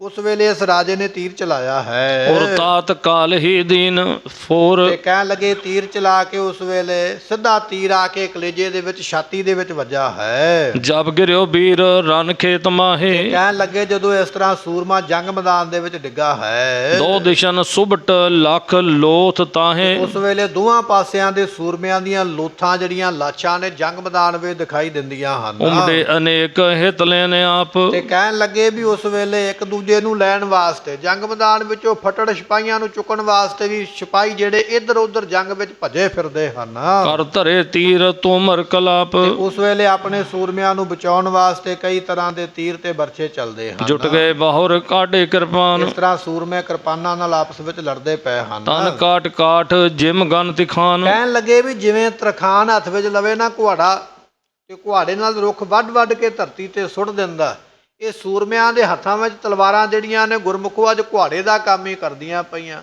ਮਾਰ ਕੇ ਇੱਕ ਦੂਜੇ ਨੂੰ ਧਰਤੀ ਤੇ ਸੁੱਟਦੇ ਹਨ। ਗਿਰ ਗਏ ਲੋਥ ਪੋਥਨ ਵਿਸਾਲ ਲੋਥ ਪੋਥਾਂ, ਲਾਸ਼ ਦੇ ਉੱਪਰ ਲਾਸ਼, ਲਾਸ਼ ਦੇ ਉੱਪਰ ਲਾਸ਼, ਲਾਸ਼ਾਂ ਦੇ ਢੇਰ ਹੀ ਲੱਗ ਗਏ, ਵੱਡੀਆਂ ਕੱਟੀਆਂ ਲਾਸ਼ਾਂ, ਮਰੇ ਹੋਏ ਸਿਪਾਹੀ ਜਿਹੜੇ ਨੇ ਜੰਗ ਮੈਦਾਨ ਵਿੱਚ ਇੱਕ ਦੂਜੇ ਦੇ ਉੱਪਰ ਡਿੱਗੇ ਪਏ ਹਨ। ਨੈ ਤਜੀ ਥਾਏ ਭੀ ਅਤ ਕਰਾਲ ਪਰ ਕਹਿਣ ਲੱਗੇ ਵੀ ਇਹ ਪੀਰ ਬੁੱਧੂ ਸ਼ਾਹ ਦੇ ਪੁੱਤਰਾਂ ਨੇ ਜੰਗ ਦਾ ਮੈਦਾਨ ਨਹੀਂ ਛੱਡਿਆ, ਜੰਗ ਤੇ ਭਾਵੇਂ ਐਸਾ ਡਾਢਾ ਹੋ ਰਿਹਾ ਪਰ ਜੰਗ ਮੈਦਾਨ ਨੂੰ ਛੱਡਿਆ ਨਹੀਂ ਹੈ। ਮਾਤੁਲ ਕਿਰਪਾਲ ਤਜ ਤਜ ਖਤੰਗ ਇਧਰੋਂ ਮਾਮਾ ਕਿਰਪਾਲ ਚੰਦ ਜੀ ਬਹੁਤ ਜ਼ਿਆਦਾ ਤੀਰ ਚਲਾਉਂਦੇ ਹਨ। ਜਹ ਥਿਤ ਗੋਪਾਲ ਤਹ ਅੰਗ ਭੰਗ ਜਿੱਥੇ ਗੋਪਾਲ ਰਾਜਾ ਖਲੋਤਾ ਹੈ ਉਹਦੇ ਨੇੜੇ ਦੇ ਖਲੋਤੇ ਹੋਏ ਸਿਪਾਹੀਆਂ ਦੇ ਅੰਗ ਉਸ ਵੇਲੇ ਤੋੜ ਦਿੱਤੇ ਹਨ। ਗਨ ਗੇਰ ਗੇਰ ਦੀਨੇ ਉਥਲ ਇਸ ਤਰ੍ਹਾਂ ਲਾਸ਼ਾਂ ਦੇ ਉੱਪਰ ਤੀਰ, ਸੂਰਮਿਆਂ ਦੇ ਉੱਪਰ ਤੀਰ ਚਲਾ ਕੇ ਲਾਸ਼ਾਂ ਬਣਾ ਕੇ ਪਲਟਾ ਕੇ ਧਰਤੀ ਤੇ ਸੁੱਟੇ ਜਾ ਰਹੇ ਇਤ ਉਤ ਤਕਾਏ ਭਈ ਹਲ ਚੱਲ ਤੇ ਕਹਿਣ ਲੱਗੇ ਤੱਕ ਇੱਕ ਦੂਜੇ ਨੂੰ ਤੀਰ ਚਲਾਉਂਦੇ ਤੇ ਫੌਜ ਵਿੱਚ ਗੁਰਮੁਖੋ ਹਲਾ ਚੱਲੀ ਮੱਚ ਗਈ, ਧੱਕਾ ਮੁੱਕੀ ਸ਼ੁਰੂ ਹੋ ਗਿਆ ਨੈ ਥਿਰੰਦੇਤ ਇੱਕ ਥਲ ਸੁਭਟ ਤੇ ਕਹਿਣ ਲੱਗੇ ਸੂਰਮੇ ਇੱਕ ਦੂਜੇ ਨੂੰ ਇੱਕ ਜਗ੍ਹਾ ਤੇ ਟਿਕਣ ਹੀ ਨਹੀਂ ਦਿੰਦੇ, ਇੱਕ ਦੂਜੇ ਨੂੰ ਧੱਕਾ ਮਾਰ ਕੇ ਪਿੱਛੇ ਸੁੱਟਦੇ, ਐਸਾ ਭਿਆਨਕ ਜੰਗ ਕਰਦੇ ਹਨ। ਹੈ ਕੋ ਚਲਾਏ ਕੇਤਕ ਦਬਟ ਤੇ ਕੋਈ ਜਿਹੜੇ ਸੂਰਮੇ ਨੇ ਆਪਣੇ ਘੋੜੇ ਨੂੰ ਚਲਾ ਕੇ ਇੱਧਰ ਉੱਧਰ ਨੂੰ ਦਬਾਉਂਦੇ ਨੇ, ਭੱਜਦੇ ਨੇ, ਆਪਣਾ ਮੈਦਾਨ ਛੱਡਦੇ ਤੇ ਕੁਝ ਆਪਣੇ ਮੈਦਾਨ ਦੇ ਉੱਪਰ ਕਬਜ਼ਾ ਕਰਦੇ ਹਨ। ਤਬ ਤੁਰਕ ਸਕਲ ਨਿਜ ਬਲ ਸੰਭਾਲ ਕਹਿਣ ਲੱਗੇ ਉਸ ਵੇਲੇ ਸਾਰਿਆਂ ਇਹਨਾਂ ਪਠਾਣਾਂ ਨੇ, ਪੀਰ ਬੁੱਧੂ ਸ਼ਾਹ ਦੇ ਪੁੱਤਰ ਔਰ ਜਿੰਨੇ ਸਿਪਾਹੀ ਨੇ, ਸਾਰਿਆਂ ਨੇ ਆਪਣਾ ਬਲ ਇਕੱਠਾ ਕਰਕੇ, ਜ਼ੋਰ ਇਕੱਠਾ ਕਰਕੇ ਗੁਲਕਾਨ ਬਰਿੰਦ ਸਾਇਕ ਪ੍ਰਹਾਰ ਅਨੇਕ ਤਰ੍ਹਾਂ ਦੀਆਂ ਗੋਲੀਆਂ ਚਲਾ ਕੇ ਤੇ ਉਸ ਵੇਲੇ ਕਹਿਣ ਲੱਗੇ ਵੀ ਸੂਰਮਿਆਂ ਦੇ ਉੱਪਰ ਤੀਰ ਵਗੈਰਾ ਚਲਾਉਣਾ ਕੀਤੇ ਹਨ। ਗਿਰਪਤ ਗੋਪਾਲ ਕੇ ਨਿਕਟ ਵੀਰ ਇਸ ਤਰ੍ਹਾਂ ਜਿਹੜੇ ਪਹਾੜੀ ਰਾਜੇ ਦੇ ਨਾਲ ਦੇ ਸੂਰਮੇ ਹਨ, ਹਲ ਪਰੇ ਚਾਲ ਨਹਿ ਧਰਤ ਧੀਰ ਰਾਜੇ ਦੇ ਜਿਹੜੇ ਸਹਾਇਕ ਸਿਪਾਹੀ ਕੋਲ ਖਲੋਤੇ ਸਨ, ਉਹਨਾਂ ਨੂੰ ਵੀ ਜੰਗ ਮੈਦਾਨ ਦੇ ਵਿੱਚ ਖਲੋਣ ਵਾਸਤੇ ਹਿੰਮਤ ਨਹੀਂ ਬਚੀ ਹੈ। ਫੌਜ ਨੇ ਤੇ ਜੰਗ ਮੈਦਾਨ ਵਿੱਚੋਂ ਪਿੱਛੇ ਹਟਣਾ ਹੀ ਹੈ। ਜਿਹੜੇ ਰਾਜੇ ਦੇ ਖਾਸਮ ਖਾਸ ਕੋਲ ਸਿਪਾਹੀ ਖਲੋਤੇ ਸਨ, ਕਹਿਣ ਲੱਗੇ ਪੀਰ ਬੁੱਧੂ ਸ਼ਾਹ ਦੇ ਪੁੱਤਰਾਂ ਦਾ ਜੰਗ ਦੇਖ ਕੇ ਇਹਨਾਂ ਦੇ ਪੈਰ ਵੀ ਉਸ ਵੇਲੇ ਜੰਗ ਮੈਦਾਨ ਵਿੱਚੋਂ ਹਿੱਲੇ ਹਨ। ਡੀਠਨ ਬਚਾਏ ਇਤੋਤ ਪਲਾਏ ਆਪੋ ਆਪਣੀ ਪਿੱਠ ਬਚਾ ਕੇ ਵੀ ਮੇਰੇ ਭੱਜੇ ਜਾਂਦੇ ਤੇ ਮਗਰੋਂ ਕੋਈ ਤੀਰ ਨਾ ਮਾਰ ਦੇਵੇ। ਇਹ ਗੋਪਾਲ ਚੰਦ ਨਾਮ ਦਾ ਰਾਜਾ ਜਿਹੜਾ ਗੁਲੇਰੀਆ ਹੈ, ਇਹਦੀ ਫੌਜ ਦੇ ਸਿਪਾਹੀ ਆਪਣੀਆਂ ਪਿੱਠਾਂ ਬਚਾ ਕੇ ਇੱਧਰ ਉੱਧਰ ਨੂੰ ਭੱਜੇ ਫਿਰਦੇ ਹਨ। ਕੋ ਤਰਨ ਓਟ ਹੋਏ ਨਿਜ ਬਚਾਏ ਕਵੀ ਸੰਤੋਖ ਸਿੰਘ ਜੀ ਕਹਿੰਦੇ ਆਪਣਾ ਬਚਾਅ ਕਰਨ ਵਾਸਤੇ ਕੋਈ ਰੁੱਖ ਦੇ ਓਲੇ ਹੋ ਗਿਆ। ਜੰਗ ਮੈਦਾਨ ਵਿੱਚ ਕੋਈ ਰੁੱਖ ਹੋਣਗੇ ਨਾ, ਵੱਡੇ ਵੱਡੇ ਪੇੜ, ਉਹਨਾਂ ਦੇ ਓਲੇ ਹੋ ਕੇ ਆਪਣੀ ਜਾਨ ਬਚਾਉਂਦੇ ਹਨ। ਇੰਪਰੀ ਲੋਕੀ ਮਾਰ ਭੂਰ ਇਸ ਤਰ੍ਹਾਂ ਲੋਹੇ ਦੀ ਬੜੀ ਭਾਰੀ ਮਾਰ ਤਲਵਾਰਾਂ ਦੀ ਇੱਕ ਦੂਜੇ ਦੇ ਉੱਪਰ ਪਈ ਹੈ। ਬਿਨ ਲਾਜ ਤਿਆਗ ਰਣ ਖੇਤ ਸੂਰ ਜਿਹੜੇ ਕਾਇਰ ਸਨ, ਉਹਨਾਂ ਨੇ ਫਿਰ ਆਖਿਆ ਵੀ ਹੁਣ ਜਾਨ ਬਚਾਉਣੀ ਹੈ ਤੇ ਭੱਜ ਚੱਲੀਏ। ਲੋਕ ਕੀ ਕਹਿਣਗੇ ਉਹ ਕੁਝ ਨਹੀਂ ਹੁੰਦਾ। ਲੋਕ ਲੱਜਾ ਹੁੰਦੀ ਹੈ ਨਾ ਵੀ ਜੇ ਆਹ ਕੰਮ ਕਰਾਂਗਾ ਤੇ ਲੋਕ ਕੀ ਕਹਿਣਗੇ, ਤੇ ਉਹ ਲੋਕ ਲੱਜਾ ਵਾਸਤੇ ਅੱਗੇ ਵਧਦੇ। ਪਰ ਕਹਿਣ ਲੱਗੇ ਇਸ ਵੇਲੇ ਇੰਨਾ ਭਿਆਨਕ ਜੰਗ ਹੋਇਆ ਹੈ ਕਿ ਰਾਜੇ ਦੇ ਸਿਪਾਹੀਆਂ ਦੀ ਲੋਕ ਲੱਜਾ ਵੀ ਮਰ ਗਈ ਹੈ। ਲੋਕ ਜੋ ਮਰਜ਼ੀ ਕਹੀ ਜਾਣ, ਭੱਜ ਕੇ ਜਾਨ ਬਚਾਓ। ਲੋਕ ਲੱਜਾ ਛੱਡ ਕੇ ਜੰਗ ਦੇ ਮੈਦਾਨ ਵਿੱਚੋਂ ਭੱਜ ਪਏ ਹਨ। ਪਿਖ ਕੈ ਕਿਰਪਾਲ ਕੇ ਖਰ ਖਤੰਗ ਕਿਉਂਕਿ ਮਾਮਾ ਕਿਰਪਾਲ ਚੰਦ ਜੀਆਂ ਦੇ ਤੀਰ ਬੜੇ ਭਿਆਨਕ ਨੇ, ਉਹਨਾਂ ਤੀਰਾਂ ਦੀ ਤਾਬ ਕੋਈ ਝੱਲ ਨਹੀਂ ਸਕਦਾ, ਕੋਈ ਸਾਹਮਣੇ ਨਹੀਂ ਹੋ ਸਕਦਾ। ਗਿਰਪਤ ਗੋਪਾਲ ਰਿਸ ਰੰਗ ਸੰਗ ਉਸ ਵੇਲੇ ਗੋਪਾਲੀਆ ਰਾਜਾ ਵੇਖਦਾ ਪਿਆ ਵੀ ਮੇਰੀ ਫੌਜ ਤੇ ਮੇਰੇ ਹੁੰਦਿਆਂ ਹੀ ਭੱਜ ਪਈ ਹੈ, ਖੜਦੀ ਨਹੀਂ ਪਈ, ਤੇ ਇਸ ਦੇ ਮਨ ਵਿੱਚ ਬੜਾ ਗੁੱਸਾ ਆਇਆ ਹੈ। ਸਹਿ ਸਕਿਓ ਨਾ ਹੈ ਕੋ ਚਪਲ ਕੀਨ ਇਹ ਸਹਿ ਨਹੀਂ ਸਕਿਆ ਉਸ ਵੇਲੇ ਐਸਾ ਭਿਆਨਕ ਜੰਗ, ਔਰ ਆਪਣੇ ਸਿਪਾਹੀਆਂ ਨੂੰ ਭੱਜਦਿਆਂ ਹੋਇਆਂ ਵੇਖ ਕੇ ਫਿਰ ਇਸ ਨੇ ਆਪਣਾ ਘੋੜਾ ਭਜਾਇਆ होए ਹੈ अगर बान को त्याग दीन ਤੇ ਇਸ ਨੇ ਫਿਰ ਅੱਗੇ ਸਾਹਮਣੇ ਹੋ ਕੇ ਜਿਹੜੇ ਤੀਰ ਹਨ ਉਸ ਵੇਲੇ ਚਲਾਉਣਾ ਕੀਤੇ ਹਨ खर हो तो सा मातुल और आए ਤੇ ਕਹਿਣ ਲੱਗੇ ਬੜੇ ਤਿੱਖੇ ਤੀਰ ਇਸ ਰਾਜੇ ਨੇ ਜਿੱਥੇ ਮਾਮਾ ਕਿਰਪਾਲ ਚੰਦ ਜੀ ਜੰਗ ਕਰਦੇ ਪਏ ਉਸ ਪਾਸੇ ਨੂੰ ਚਲਾਏ ਹਨ ग्यो जीन मह बेग पाए ਤੇ ਕਹਿਣ ਲੱਗੇ ਇਸ ਰਾਜੇ ਦਾ ਚਲਾਇਆ ਹੋਇਆ ਤੀਰ ਮਾਮਾ ਕਿਰਪਾਲ ਚੰਦ ਜੀ ਜਿਸ ਘੋੜੇ ਤੇ ਬੈਠੇ ਨੇ ਘੋੜੇ ਦੀ ਕਾਠੀ ਦੇ ਵਿੱਚ ਆ ਕੇ ਉਹ ਤੀਰ ਉਸ ਵੇਲੇ ਲੱਗਿਆ ਹੈ देख के कृपाल ऊंचा ਉਸ अलाए ਵੇਲੇ ਮਾਮਾ ਕਿਰਪਾਲ ਚੰਦ ਜੀਆਂ ਨੇ ਵੇਖਿਆ ਵੀ ਚਲਾਇਆ ਹੋਇਆ ਤੀਰ ਸਾਡੇ ਘੋੜੇ ਦੀ ਕਾਠੀ ਵਿੱਚ ਆ ਕੇ ਵੱਜਾ ਇਹ ਵੇਖ ਕੇ ਫਿਰ ਉੱਚੀ ਆਵਾਜ਼ ਦੇ ਵਿੱਚ ਆਖਿਆ ਹੈ तै निज प्रहार लीनो चलाए ਮਾਮਾ ਕਿਰਪਾਲ ਚੰਦ ਜੀ ਕਹਿਣ ਲੱਗੇ ਉਹ ਗੋਪਾਲ ਰਾਜੇ ਤੂੰ ਆਪਣੇ ਤੀਰ ਦਾ ਵਾਰ ਕਰ ਲਿਆ ਤੇਰਾ ਤੀਰ ਆ ਕੇ ਸਾਡੇ ਘੋੜੇ ਦੀ ਕਾਠੀ ਵਿੱਚ ਵੱਜਾ ਤੂੰ ਆਪਣਾ ਮੌਕਾ ਲਿਆ ਸਾਂਭ ਤੂੰ ਆਪਣਾ ਕਰ ਲਿਆ ਵਾਰ ਤੇਰਾ ਵਾਰ ਤੇ ਅਸੀਂ ਹੁੰਦਾ ਵੇਖ ਲਿਆ ਹੈ अब देहो वार मेरो खरोए ਹੁਣ ਇੱਕ ਮਿੰਟ ਖੜਨ ਦਾ ਇੱਥੇ ਕਿਰਪਾਲਤਾ ਕਰ ਹੁਣ ਮੈਂ ਤੀਰ ਚਲਾਉਣ ਲੱਗਾ ਮੇਰਾ ਤੀਰ ਰੋਕ ਕੇ ਵਿਖਾ ਤੇਰਾ ਤੀਰ ਤੇ ਚੱਲਿਆ ਤੇ ਮੇਰੇ ਘੋੜੇ ਦੀ ਕਾਠੀ ਵਿੱਚ ਆ ਕੇ ਵੱਜਾ ਹੁਣ ਧੰਨ ਗੁਰੂ ਗੋਬਿੰਦ ਸਿੰਘ ਮਹਾਰਾਜ ਜੀਆਂ ਦੇ ਮਾਮਾ ਜੀ ਲੱਗੇ ਤੀਰ ਚਲਾਉਣ ਰਾਜੇ ਨੂੰ ਵੰਗਾਰਿਆ ਕਹਿਣ ਲੱਗੇ ਖੜ ਸਾਡੇ ਤੀਰ ਦਾ ਹੁਣ ਜਵਾਬ ਦੇਣਾ ਕਰ नह आन थान निज जान जोए ਪਰ ਆਪਣੇ ਆਪ ਨੂੰ ਹੁਣ ਭਜਾਉਣ ਦਾ ਯਤਨ ਨਾ ਕਰੀ ਵੀ ਜੰਗ ਮੈਦਾਨ ਵਿੱਚੋਂ ਹੁਣ ਮੈਂ ਭੱਜ ਜਾਵਾਂ ਭੱਜਣ ਦੀ ਖੇਚਲ ਨਾ ਕਰ ਕੁਝ ਸਮਾਂ ਜੰਗ ਦੇ ਵਿੱਚ ਖੜਨਾ ਕਰ सह लेहु वार नह बचै प्राण ਤੇ ਇਹ ਮੇਰੇ ਤੀਰ ਦੇ ਵਾਰ ਨੂੰ ਇੱਕ ਵਾਰੀ ਸਹਿਣ ਦਾ ਯਤਨ ਕਰ ਤੇਰੇ ਪ੍ਰਾਣ ਨਹੀਂ ਬਚਣਗੇ ਐਸਾ ਉਸ ਵੇਲੇ ਲਲਕਾਰਾ ਮਾਰਿਆ ਹੈ कहंदो सोहान हवै कै की कान ਜਾਂ ਤੂੰ ਮਰੇਗਾ ਜਾਂ ਤੇਰਾ ਘੋੜਾ ਮਰੇਗਾ ਮੈਂ ਦੋਨਾਂ ਵਿੱਚੋਂ ਇੱਕ ਨੂੰ ਤੇ ਮੌਤ ਦੇ ਘਾਟ ਉਤਾਰ ਦੇਣਾ ਹੈ ਇਹ ਸੁਨਤ ਸੈਲਪਤ ਹੈ ਚਲਾਏ ਕਹਿਣ ਲੱਗੇ ਜਦੋਂ ਇਹ ਗੱਲ ਸੁਣੀ ਨਾ ਗੋਪਾਲ ਚੰਦ ਰਾਜੇ ਨੇ ਮਾਮਾ ਕਿਰਪਾਲ ਚੰਦ ਜੀ ਨੇ ਵਗਾਰਿਆ ਤੇ ਕਹਿਣ ਲੱਗੇ ਉਸ ਵੇਲੇ ਇਸ ਰਾਜੇ ਨੇ ਆਪਣਾ ਘੋੜਾ ਭਜਾਇਆ ਹੈ ਕਰ ਚਪਲ ਅਦਕ ਜਿਮ ਹਵੈ ਬਚਾਏ ਤੇ ਇਸ ਤਰ੍ਹਾਂ ਘੋੜਾ ਭਜਾਇਆ ਵੀ ਤੀਰ ਨਾਲੋਂ ਵੀ ਮੇਰਾ ਘੋੜਾ ਜ਼ਿਆਦਾ ਭੱਜੇ ਮੈਂ ਦੂਰ ਹੀ ਚਲੇ ਜਾਵਾਂ ਤੀਰ ਮੇਰੇ ਤੱਕ ਆ ਹੀ ਨਾ ਸਕੇ ਆਪਣੇ ਆਪ ਨੂੰ ਬਚਾਉਣ ਵਾਸਤੇ ਆਪਣੇ ਘੋੜੇ ਨੂੰ ਭਜਾਇਆ ਹੈ ਤਬ ਛੁੱਟ ਕਿਰਪਾਲ ਤੇ ਬਾਨ ਚਾਲ ਇਧਰੋਂ ਮਾਮਾ ਕਿਰਪਾਲ ਚੰਦ ਜੀਆਂ ਨੇ ਬੜੀ ਫੁਰਤੀ ਦੇ ਨਾਲ ਕਹਿੰਦੇ ਆਪਣੇ ਕਮਾਨ ਦੇ ਵਿੱਚੋਂ ਖਿੱਚ ਕੇ ਫਿਰ ਤੀਰ ਚਲਾਇਆ ਹੈ ਤੀਖਨ ਸਮਾਨ ਪੰਨੰਗ ਵਿਸਾਲ ਇਹ ਐਸਾ ਤੀਰ ਚੱਲਿਆ ਮੰਨ ਲਓ ਕਿ ਉੱਡਣਾ ਸੱਪ ਹੀ ਜਾ ਰਿਹਾ ਹੋਵੇ ਜਿਸ ਤਰ੍ਹਾਂ ਉੱਡਣਾ ਸੱਪ ਜਾਂਦਾ ਸ਼ੂਕਦਾ ਹੋਇਆ ਇਸ ਤਰ੍ਹਾਂ ਕਮਾਨ ਵਿੱਚੋਂ ਚੱਲਿਆ ਹੋਇਆ ਤੀਰ ਜਿਹੜਾ ਇਸ ਰਾਜੇ ਦੇ ਘੋੜੇ ਦਾ ਪਿੱਛਾ ਕਰਦਾ ਪਿਆ ਹੈ ਉਸ਼ਰੰਤ ਤੁਰੰਗ ਕੇ ਕਾਰਨ ਮੂਲ ਕਹਿਣ ਲੱਗੇ ਵੀ ਇਹ ਜਿਹੜਾ ਘੋੜਾ ਹੈ ਨਾ ਉਸ ਵੇਲੇ ਉਛਲਦਾ ਪਿਆ ਛਾਲਾਂ ਮਰਵਾਉਂਦਾ ਪਿਆ ਰਾਜਾ ਵੀ ਕਿਤੇ ਤੀਰ ਮੇਰੇ ਵੱਧ ਹੀ ਨਾ ਜਾਵੇ ਮੈਂ ਕਿਸੇ ਤਰ੍ਹਾਂ ਬਾਤੀ ਜਾਵਾਂ ਪਰ ਮਾਮਾ ਕਿਰਪਾਲ ਚੰਦ ਜੀ ਦੇ ਜਿਹੜੇ ਬਚਨ ਸਨ ਨਾ ਵੀ ਜਾਂ ਤੇਰਾ ਘੋੜਾ ਹੈ ਨਹੀਂ ਜਾਂ ਅੱਜ ਤੂੰ ਹੈ ਨਹੀਂ ਤੇਰੇ ਤੀਰ ਨੇ ਤੇ ਸਾਡਾ ਵਿਗਾੜਿਆ ਕੁਝ ਨਹੀਂ ਹੈ ਪਰ ਸਾਡਾ ਤੀਰ ਤੁਹਾਨੂੰ ਦੋਵਾਂ ਚੋਂ ਇੱਕ ਨੂੰ ਜ਼ਰੂਰ ਲੈ ਬੈਠੇਗਾ ਇਹਨਾਂ ਬਚਨ ਕਹਿ ਕੇ ਜਦੋਂ ਤੀਰ ਚਲਾਇਆ ਕਹਿਣ ਲੱਗੇ ਭੱਜਾ ਜਾਂਦਾ ਘੋੜਾ ਤੇ ਘੋੜੇ ਦਾ ਹਿੱਲਦਾ ਪਿਆ ਸਿਰ ਪਰ ਸਿਰ ਹਿੱਲਣ ਦੇ ਬਾਵਜੂਦ ਵੀ ਕਹਿਣ ਲੱਗੇ ਉਹ ਤੀਰ ਐਸਾ ਚੱਲਿਆ ਹੈ ਲੱਗ ਭਇਓ ਪਾਰ ਗਿਰ ਪਰਿਓ ਤੇ ਝੂਲ ਕਹਿਣ ਲੱਗੇ ਵੀ ਉਹ ਤੀਰ ਘੋੜੇ ਦੇ ਕੰਨ ਦੇ ਕੋਲੋਂ ਜਾ ਕੇ ਗੁਰਮੁਖੋ ਸਿਰ ਦੇ ਵਿੱਚ ਵੱਜਾ ਇੱਕ ਪਾਸਿਓਂ ਤੀਰ ਵੱਜਾ ਤੇ ਘੋੜੇ ਦਾ ਸਿਰ ਪਰੋ ਕੇ ਤੇ ਦੂਜੇ ਪਾਸਿਓਂ ਦੀ ਉਹ ਤੀਰ ਪਾਰ ਹੋ ਗਿਆ ਇਸ ਤਰ੍ਹਾਂ ਕਹਿਣ ਲੱਗੇ ਗੋਪਾਲ ਚੰਦ ਰਾਜੇ ਦਾ ਘੋੜਾ ਮਰ ਕੇ ਧਰਤੀ ਦੇ ਉੱਪਰ ਡਿੱਗਾ ਹੈ ਤਜ ਕਰ ਤੁਰੰਗ ਪਿਛੇ ਤੇ ਸਿਧਾਏ ਕਹਿਣ ਲੱਗੇ ਵੀ ਇਹ ਰਾਜਾ ਜਿਹੜਾ ਨਾ ਡਿੱਗ ਪਿਆ ਆਪਣੇ ਘੋੜੇ ਤੋਂ ਥੱਲੇ ਪਾਗੇ ਦੀ ਉਹ ਜਾਂਦੀ ਲੱਗੀ ਤੇ ਉਸ ਵੇਲੇ ਐਸਾ ਇਹਦਾ ਨਰਾਦਰ ਬੜਾ ਭਾਰੀ ਜੰਗ ਮੈਦਾਨ ਵਿੱਚ ਹੋਇਆ ਪਰ ਲੱਜਾ ਫਿਰ ਵੀ ਨਹੀਂ ਆਈ ਹੈ ਆਪਣੇ ਪੈਰਾਂ ਦੇ ਨਾਲ ਹੀ ਭੱਜ ਪਿਆ ਪਿੱਛੇ ਨੂੰ ਵੀ ਘੋੜਾ ਤੇ ਮਰ ਗਿਆ ਜਿਹੜਾ ਤੀਰ ਘੋੜੇ ਨੂੰ ਮਾਰ ਸਕਦਾ ਉਹ ਮੈਨੂੰ ਕਿੱਥੋਂ ਛੱਡੇਗਾ ਆਪਣੇ ਆਪ ਨੂੰ ਰਾਜਾ ਕਹਿਣ ਵਾਲਾ ਸੂਰਮਾ ਕਹਿਣ ਵਾਲਾ ਹੈ ਗੋਪਾਲ ਚੰਦ ਗੁਲੇਰੀਆ ਕਹਿਣ ਲੱਗੇ ਹੁਣ ਆਪਣੇ ਪੈਰਾਂ ਦੇ ਜ਼ੋਰ ਦੇ ਨਾਲ ਭੱਜਣ ਲੱਗ ਪਿਆ ਧਰਤੀ ਦੇ ਉੱਪਰ ਦੌੜਦਾ ਪਿਆ ਆਪਣਾ ਬਚਾਅ ਕਰਨ ਵਾਸਤੇ ਨਿਜ ਸੈਨ ਪ੍ਰਵੇਸ਼ਿਓ ਤਨ ਬਚਾਏ ਆਪਣੀ ਫੌਜ ਨੂੰ ਆਖਦਾ ਮੈਨੂੰ ਬਚਾ ਲਓ ਇੰਨੇ ਤਿੱਖੇ ਤੀਰ ਤੇ ਮੈਂ ਕਦੇ ਵੇਖੇ ਨਹੀਂ ਚੱਲਦੇ ਹੋਏ ਆਪਣੀ ਫੌਜ ਦੇ ਵਿੱਚ ਭੱਜਾ ਜਾਂਦਾ ਹੈ ਤੇ ਬਚਾ ਲਓ ਦਾ ਆਵਾਜ਼ਾਂ ਦਿੰਦਾ ਹੈ ਉਨ ਸਨੇ ਪਛਾਤ ਇੰਨੇ ਜਾਤ ਚਿਰ ਨੂੰ ਇਹਦੇ ਸੂਰਮੇ ਭੱਜ ਕੇ ਦੌੜ ਕੇ ਅੱਗੋਂ ਆਏ ਤੇ ਇਹਦੀ ਆ ਕੇ ਉਹਨਾਂ ਨੇ ਰੱਖਿਆ ਕੀਤੀ ਹੈ ਟਿਕ ਰਹਿਓ ਜੁਧ ਥਿਰ ਕਰਹਿ ਘਾਤ ਤੇ ਕਹਿਣ ਲੱਗੇ ਵੀ ਇਸ ਤਰ੍ਹਾਂ ਗੁਰਮੁਖੋ ਜੰਗ ਟਿਕਿਆ ਹੋਇਆ ਤੇ ਸੂਰਮੇ ਇੱਕ ਦੂਜੇ ਦੇ ਉੱਪਰ ਐਸਾ ਭਿਆਨਕ ਹਮਲਾ ਕਰਦੇ ਪਏ ਇਹ ਜੰਗ ਦੀ ਕਥਾ ਜਿਹੜੀ ਹੈ ਨਾ ਪੌਂਟਾ ਸਾਹਿਬ ਦੀ ਧਰਤੀ ਦੀ ਆਪਾਂ ਸਰਵਣ ਕਰਦੇ ਪਏ ਗੁਰਮੁਖੋ ਐਸਾ ਹੀ ਭਿਆਨਕ ਜੰਗ ਮਹਾਰਾਜ ਦੇ ਸੂਰਮਿਆਂ ਨੇ ਇਹ ਚਮਕੌਰ ਦੀ ਗੜੀ ਦੇ ਵਿੱਚ ਲੜਿਆ ਹੈ ਜੰਗ ਲੜ ਕੇ ਸ਼ਹੀਦੀਆਂ ਪ੍ਰਾਪਤ ਕੀਤੀਆਂ ਸਾਰਾ ਦਿਨ ਜੰਗ ਕਰਨ ਤੋਂ ਉਪਰੰਤ ਕਈ ਸੂਰਮੇ ਮਹਾਰਾਜ ਦੇ ਉਸ ਵੇਲੇ ਸ਼ਹੀਦ ਹੋ ਗਏ ਕਹਿਣ ਲੱਗੇ ਫੌਜਾਂ ਆਪੋ ਆਪਣੀ ਜਗ੍ਹਾ ਤੇ ਡਟ ਕੇ ਜੰਗ ਕਰਨ ਤੋਂ ਉਪਰੰਤ ਰਾਤ ਦਾ ਹਨੇਰਾ ਤੇ ਪਿੱਛੇ ਖੜ ਗਏ ਕਹਿਣ ਲੱਗੇ ਇਸ ਇਲਾਕੇ ਦੇ ਵਿੱਚ ਬੀਬੀ ਰਹਿੰਦੀ ਹੈ, ਨਾਮ ਹੈ ਸ਼ਰਨ ਕੌਰ। ਕਹਿਣ ਲੱਗੇ ਉਸਨੇ ਮਹਾਰਾਜ ਸਾਹਿਬ ਜੀਆਂ ਨੇ ਐਸੀ ਡਿਊਟੀ ਲਾਈ, ਐਸੀ ਬਖਸ਼ਿਸ਼ ਹੋਈ, ਮਨ ਦੇ ਵਿੱਚ ਵਿਚਾਰ ਆਇਆ ਕਿ ਧੰਨ ਕਲਗੀਧਰ ਮਹਾਰਾਜ ਦੇ ਸੂਰਮਿਆਂ ਨੇ ਜੰਗ ਕੀਤਾ ਹੈ, ਉਹਨਾਂ ਦੇ ਸਰੀਰ ਜੰਗ ਮੈਦਾਨ ਵਿੱਚ ਖਿਲਰੇ ਪਏ ਹੋਣਗੇ ਤੇ ਇਹ ਦੁਸ਼ਮਣ ਜਿਹੜੇ ਨੇ ਮਹਾਰਾਜ ਦੇ ਸਿੱਖਾਂ ਦੇ ਸਰੀਰਾਂ ਦਾ ਨਿਰਾਦਰ ਕਰਨਗੇ ਤੇ ਮੈਂ ਐਸੀ ਕੋਈ ਸੇਵਾ ਕਰਾਂ, ਸਰੀਰਾਂ ਨੂੰ ਸੰਭਾਲ ਸਕਾਂ। ਕਹਿਣ ਲੱਗੇ ਗੁਰਮੁਖੋ ਆਪਣੇ ਹੱਥ ਵਿੱਚ ਦੀਵਾ ਲੈ ਕੇ ਜਾਂ ਕਹੀਏ ਲਾਲਟੈਨ ਲੈ ਕੇ ਚਾਨਣ ਵਾਸਤੇ ਦੁਸ਼ਮਣ ਦੀ ਫੌਜ ਨੂੰ ਚੀਰਦਿਆਂ ਹੋਇਆਂ ਜੰਗ ਮੈਦਾਨ ਵਿੱਚ ਆ ਪਹੁੰਚੀ। ਇਕੱਲੀ ਬੀਬੀ ਹੈ, ਗਲ ਦੇ ਵਿੱਚ ਵੱਡੀ ਤਲਵਾਰ ਪਹਿਨੀ ਹੋਈ ਹੈ ਤੇ ਕਹਿਣ ਲੱਗੇ ਐਡਾ ਵੱਡਾ ਜੰਗ ਦਾ ਮੈਦਾਨ, ਸਾਰੇ ਜੰਗ ਦੇ ਮੈਦਾਨ ਵਿੱਚ ਘੁੰਮ ਕੇ ਫਿਰ ਕੇ ਲਾਲਟੈਨ ਦੇ ਚਾਨਣ ਦੇ ਨਾਲ, ਦੀਵੇ ਦੇ ਚਾਨਣ ਦੇ ਨਾਲ, ਰਾਤ ਹਨੇਰੀ ਹੈ, ਸਿੱਖਾਂ ਨੂੰ ਕੇਸਾਂ ਤੋਂ ਪਛਾਣਦੀ ਹੈ। ਜਿਹਦੇ ਕੇਸ ਹੋਣਗੇ ਉਹ ਸਿੱਖ ਹੋਵੇਗਾ, ਜਾਂ ਜੇ ਸਿੱਖ ਦੇ ਹੱਥ ਵਿੱਚ ਕੜਾ ਹੋਵੇਗਾ ਉਹ ਮਹਾਰਾਜ ਦਾ ਸਿੱਖ ਹੋਵੇਗਾ। ਇਸ ਤਰ੍ਹਾਂ ਬੜੇ ਵੱਡੇ ਮੈਦਾਨ ਦੇ ਵਿੱਚੋਂ ਕੜਿਆਂ ਤੋਂ ਪਛਾਣ ਕੇ, ਕੇਸਾਂ ਤੋਂ ਪਛਾਣ ਕੇ ਇਸ ਨੇ ਮਹਾਰਾਜ ਦਿਆਂ ਸਿੱਖਾਂ ਦੇ ਸਰੀਰ ਇਕੱਠੇ ਕੀਤੇ।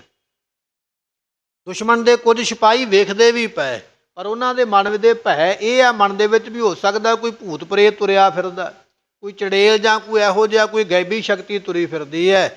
ਜੰਗ ਮੈਦਾਨ ਦੇ ਵਿੱਚ ਐਸਾ ਡਰ ਹੋਣ ਕਰਕੇ ਕੋਈ ਵੀ ਅੱਗੇ ਜਾਣ ਦੀ ਹਿੰਮਤ ਨਹੀਂ ਕਰਦਾ ਹੈ। ਸਾਰੀ ਰਾਤ ਇਸ ਬੀਬੀ ਨੇ ਸਾਰੇ ਸਰੀਰ ਜਿਹੜੇ ਸਨ ਚੁਣ ਕੇ ਮੈਦਾਨ ਵਿੱਚੋਂ ਕੜਿਆਂ ਦੀ ਪਛਾਣ ਤੋਂ, ਕੇਸਾਂ ਦੀ ਪਛਾਣ ਤੋਂ, ਨਾਲੇ ਧੰਨ ਗੁਰੂ ਗੋਬਿੰਦ ਸਿੰਘ ਮਹਾਰਾਜ ਜੀਆਂ ਦਾ ਨਾਮ ਜਪਦਿਆਂ ਹੋਇਆਂ ਬੇਨਤੀ ਵੀ ਕਰਦੀ ਪਈ ਹੈ, ਮਹਾਰਾਜ ਕਿਤੇ ਮੈਨੂੰ ਵੀ ਸਮਾਂ ਆਪ ਜੀ ਬਖਸ਼ਿਸ਼ ਕਰਦੇ, ਮੈਂ ਵੀ ਐਸੇ ਜੰਗ ਤੱਤੇ ਵਿੱਚ ਆਪਣੀ ਸ਼ਹੀਦੀ ਔਰ ਕੁਰਬਾਨੀ ਕਰ ਸਕਦੀ।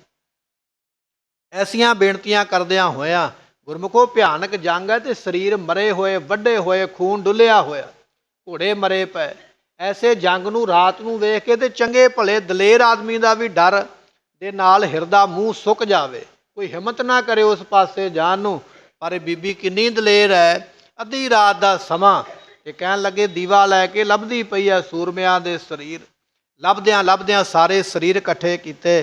ਕਹਿਣ ਲੱਗੇ ਨੇੜੇ ਹੀ ਕੋਈ ਗੁਜਰਾਂ ਦਾ ਵਾਸਾ ਹੈ ਤੇ ਉਹਨਾਂ ਨੇ ਕੁਝ ਪਸ਼ੂ ਵਗੈਰਾ ਬੱਧੇ ਤੇ ਕੁਝ ਕਾਂਡਿਆਂ ਵਾਲੇ ਛੱਪਰ ਜਿਹੜੇ ਛਾਪੇ ਸਨ ਕਾਂਡਿਆਂ ਵਾਲੇ, ਕੁਝ ਬਾਲਣ ਲੱਕੜ ਰੱਖਿਆ ਹੋਇਆ ਕਿ ਜੰਗਲੀ ਜਾਨਵਰ ਜਿਹੜੇ ਨੇ ਸਾਡੇ ਰੱਖੇ ਹੋਏ ਪਸ਼ੂਆਂ ਦੇ ਉੱਪਰ ਹਮਲਾ ਨਾ ਕਰ ਦੇਣ। ਉਹਨਾਂ ਨੇ ਛਾਪਿਆਂ ਵਗੈਰਾ ਦੀ ਵਾੜ ਕੀਤੀ ਹੋਈ ਹੈ, ਲੱਕੜਾਂ ਦੀ, ਸੁੱਕੇ ਕੱਖ ਵਗੈਰਾ ਹੋਰ ਬੜਾ ਕੁਝ ਪਿਆ ਹੋਇਆ।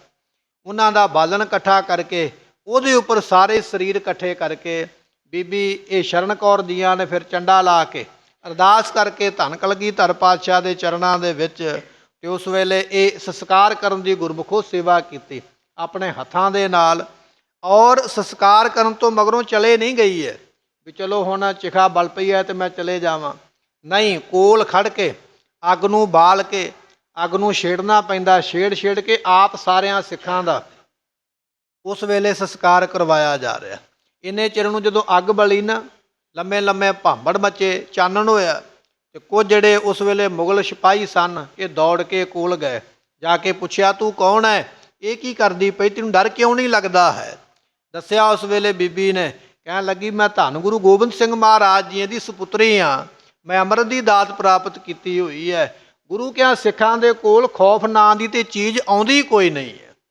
ਗੁਰੂ ਕਾ ਸਿੱਖ ਹੀ ਕੀ ਹੋਇਆ ਜੇ ਡਰ ਹੀ ਕੋਲ ਆ ਗਿਆ। ਗੁਰੂ ਕੇ ਸਿੱਖ ਦੇ ਕੋਲ ਡਰ ਨਹੀਂ ਆਉਂਦਾ ਹੈ। ਇਹ ਮਹਾਰਾਜ ਨੇ ਸਾਨੂੰ ਜਿੱਤ ਬਖਸ਼ਿਸ਼ ਕੀਤੀ ਹੋਈ ਹੈ। ਮੇਰੇ ਮਨ ਵਿੱਚ ਕੋਈ ਖੌਫ ਨਹੀਂ ਹੈ। ਇਹ ਮੇਰੇ ਭਰਾ ਨੇ ਔਰ ਮੈਂ ਕਲਗੀਧਰ ਮਹਾਰਾਜ ਦੀ ਪੁੱਤਰੀ ਹਾਂ। ਇਹ ਜਿਹੜੇ ਜੰਗ ਦੇ ਵਿੱਚ ਸ਼ਹੀਦ ਹੋਏ ਮੈਂ ਇਹਨਾਂ ਦਾ ਸੰਸਕਾਰ ਕਰਦੀ ਪਈ ਹਾਂ। ਜਦੋਂ ਇਹ ਬਚਨ ਸੁਣਿਆ, ਇੱਕ ਦੋ ਸਿਪਾਹੀ ਅੱਗੇ ਵਧੇ ਫੜਨ ਵਾਸਤੇ, ਬੀਬੀ ਜੀਆਂ ਨੇ ਆਪਣੀ ਤਲਵਾਰ ਨੂੰ ਉਸ ਵੇਲੇ ਕੱਢਿਆ ਬਾਹਰ। ਜਿਹੜੇ ਦੋ ਕੁ ਸਿਪਾਹੀ ਅੱਗੇ ਵਧੇ, ਉਹਨਾਂ ਦੀਆਂ ਬਾਹਾਂ ਜਿਹੜੀਆਂ ਸਨ ਸਰੀਰ ਨਾਲੋਂ ਵੱਖਰੀਆਂ ਕਰ ਦਿੱਤੀਆਂ ਤਲਵਾਰ ਦਾ ਵਾਰ ਕਰਕੇ। ਜਦੋਂ ਐਸਾ ਦਲੇਰੀ ਵਾਲਾ ਕਾਰਨਾਮਾ ਕੀਤਾ, ਉਸ ਵੇਲੇ ਮੁਗਲ ਸਿਪਾਹੀਆਂ ਨੇ ਇੱਕੇ ਵਾਰੀ ਹਮਲਾ ਕਰਕੇ ਬੀਬੀ ਦੇ ਉੱਪਰ, ਬੀਬੀ ਨੇ ਦੋ ਤਿੰਨ ਸਿਪਾਹੀ ਜਿਹੜੇ ਸਨ ਤਲਵਾਰ ਦੀ ਭੇਟ ਇੰਨੇ ਚਿਰ ਨੂੰ ਚਾੜ ਦਿੱਤੇ ਤੇ ਕਹਿਣ ਲੱਗੇ ਜਦੋਂ ਇਹਨਾਂ ਦਾ ਕਿਸੇ ਪਾਸਿਓਂ ਜ਼ੋਰ ਨਾ ਚੱਲਿਆ ਤੇ ਭੱਜ ਕੇ ਯਕਦਮ ਇਹਨਾਂ ਨੇ ਬੀਬੀ ਨੂੰ ਪਕੜ ਕੇ ਤੇ ਉਹ ਬਲਦੀ ਹੋਈ ਚਿਖਾ ਦੇ ਉੱਪਰ ਹੀ ਸੁੱਟ ਦਿੱਤਾ।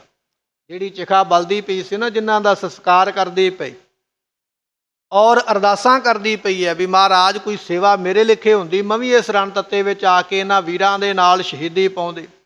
ਮਹਾਰਾਜ ਸਾਹਿਬ ਜੀਆਂ ਦੇ ਸਿੱਖਾਂ ਦੀ ਸੇਵਾ ਕਰਦਿਆਂ ਹੋਇਆਂ ਇਹ ਬੀਬੀ ਇਸ ਤਰ੍ਹਾਂ ਸ਼ਹਾਦਤ ਨੂੰ ਪ੍ਰਾਪਤ ਹੋਈ। ਨਾਲੇ ਤੇ ਗੁਰੂ ਕਿਆਂ ਸਿੱਖਾਂ ਦੇ ਸਰੀਰ ਸਾਂਭੇ ਕਿ ਦੁਸ਼ਮਣ ਦੇ ਹੱਥ ਨਾ ਲੱਗ ਜਾਣ ਔਰ ਇਹਨਾਂ ਦੀ ਅਧੋਗਤੀ ਨਾ ਹੋਵੇ, ਨਰਾਦਰੀ ਨਾ ਹੋਵੇ। ਮੇਰੇ ਗੁਰੂ ਕੇ ਐਸੇ ਸਿੱਖ ਨੇ ਔਰ ਆਪ ਵੀ ਉਹਨਾਂ ਦੇ ਨਾਲ ਗੁਰਮੁਖੋ ਜਿਉਂਦੀ ਚਿਖਾ ਦੇ ਵਿੱਚ ਇਹ ਸੰਸਕਾਰ ਹੋ ਕੇ ਤੇ ਸੱਚਖੰਡ ਧਾਮ ਨੂੰ ਪਹੁੰਚੀ ਹੈ। ਐਸੀ ਇਸ ਬੀਬੀ ਦੀ ਬਹਾਦਰੀ ਹੈ ਇਤਿਹਾਸ ਦੇ ਅੰਦਰ। ਇਹ ਸੇਵਾ ਸਾਰੀ ਇਸਨੇ ਆਪਣੇ ਹੱਥਾਂ ਦੇ ਨਾਲ ਕੀਤੀ ਹੈ।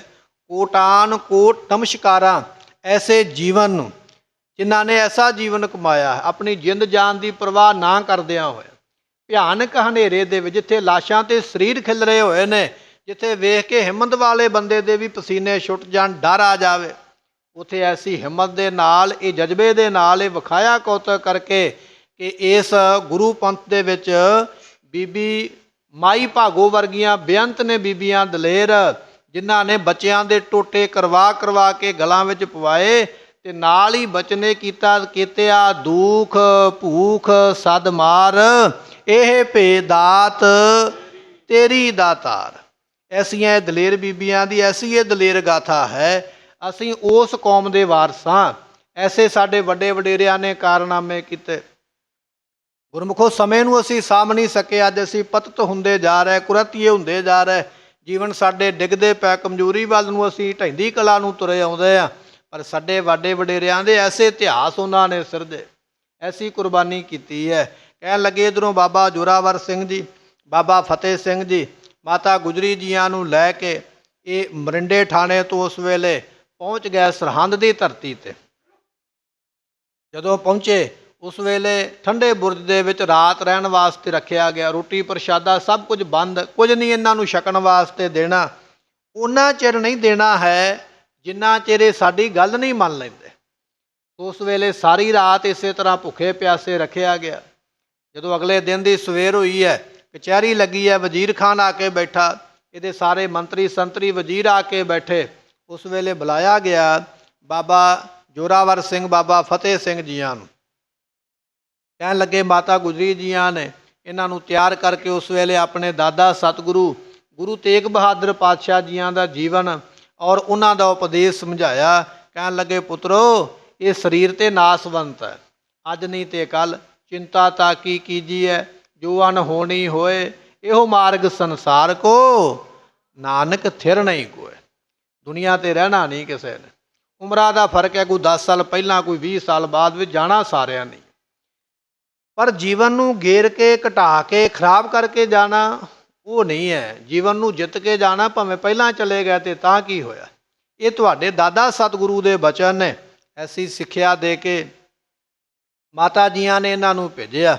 ਵਜ਼ੀਰ ਖਾਨ ਦੀ ਸਭਾ ਦੇ ਵਿੱਚ ਆਏ। ਆ ਕੇ ਦੋਨਾਂ ਨੇ ਗੱਜ ਕੇ ਫਤਿਹ ਬੁਲਾਈ ਹੈ, ਵਾਹਿਗੁਰੂ ਜੀ ਕਾ ਖਾਲਸਾ ਵਾਹਿਗੁਰੂ ਜੀ ਕੀ ਫਤਿਹ। ਜਦੋਂ ਬੁਲੰਦ ਆਵਾਜ਼ ਦੇ ਵਿੱਚ ਫਤਿਹ ਬੁਲਾਈ, ਵਜ਼ੀਰ ਖਾਨ ਤੇ ਉਹਦੇ ਵਜ਼ੀਰ ਜਿਹੜੇ ਸਾਰੇ ਹੈਰਾਨ ਹੋ ਗਏ। ਅਸੀਂ ਤੇ ਆਖਿਆ ਬੱਚੇ ਡਰ ਗਏ ਹੋਣਗੇ, ਘਬਰਾ ਗਏ ਹੋਣਗੇ, ਰੋਂਦੇ ਹੋਏ ਆਉਣਗੇ, ਸਾਡਾ ਤਰਲਾ ਕਰਨਗੇ, ਆਪਣੇ ਮਾਂ-ਬਾਪ ਦਾ ਵਾਸਤਾ ਪਾਉਣਗੇ ਵੀ ਸਾਨੂੰ ਉਹਨਾਂ ਦੇ ਨਾਲ ਮਿਲਾ ਦਿਓ। ਪਰ ਇਹਨਾਂ ਦੇ ਚਿਹਰੇ ਦੇ ਉੱਪਰ ਕੋਈ ਡਰ ਨਹੀਂ ਹੈ, ਕੋਈ ਖੌਫ ਨਹੀਂ ਹੈ। ਇਹ ਤੇ ਬੜੇ ਨਿਰਭੈ ਨੇ, ਬੜੀ ਚੜ੍ਹਦੀ ਕਲਾ ਵਾਲਾ ਜੀਵਨ ਹੈ।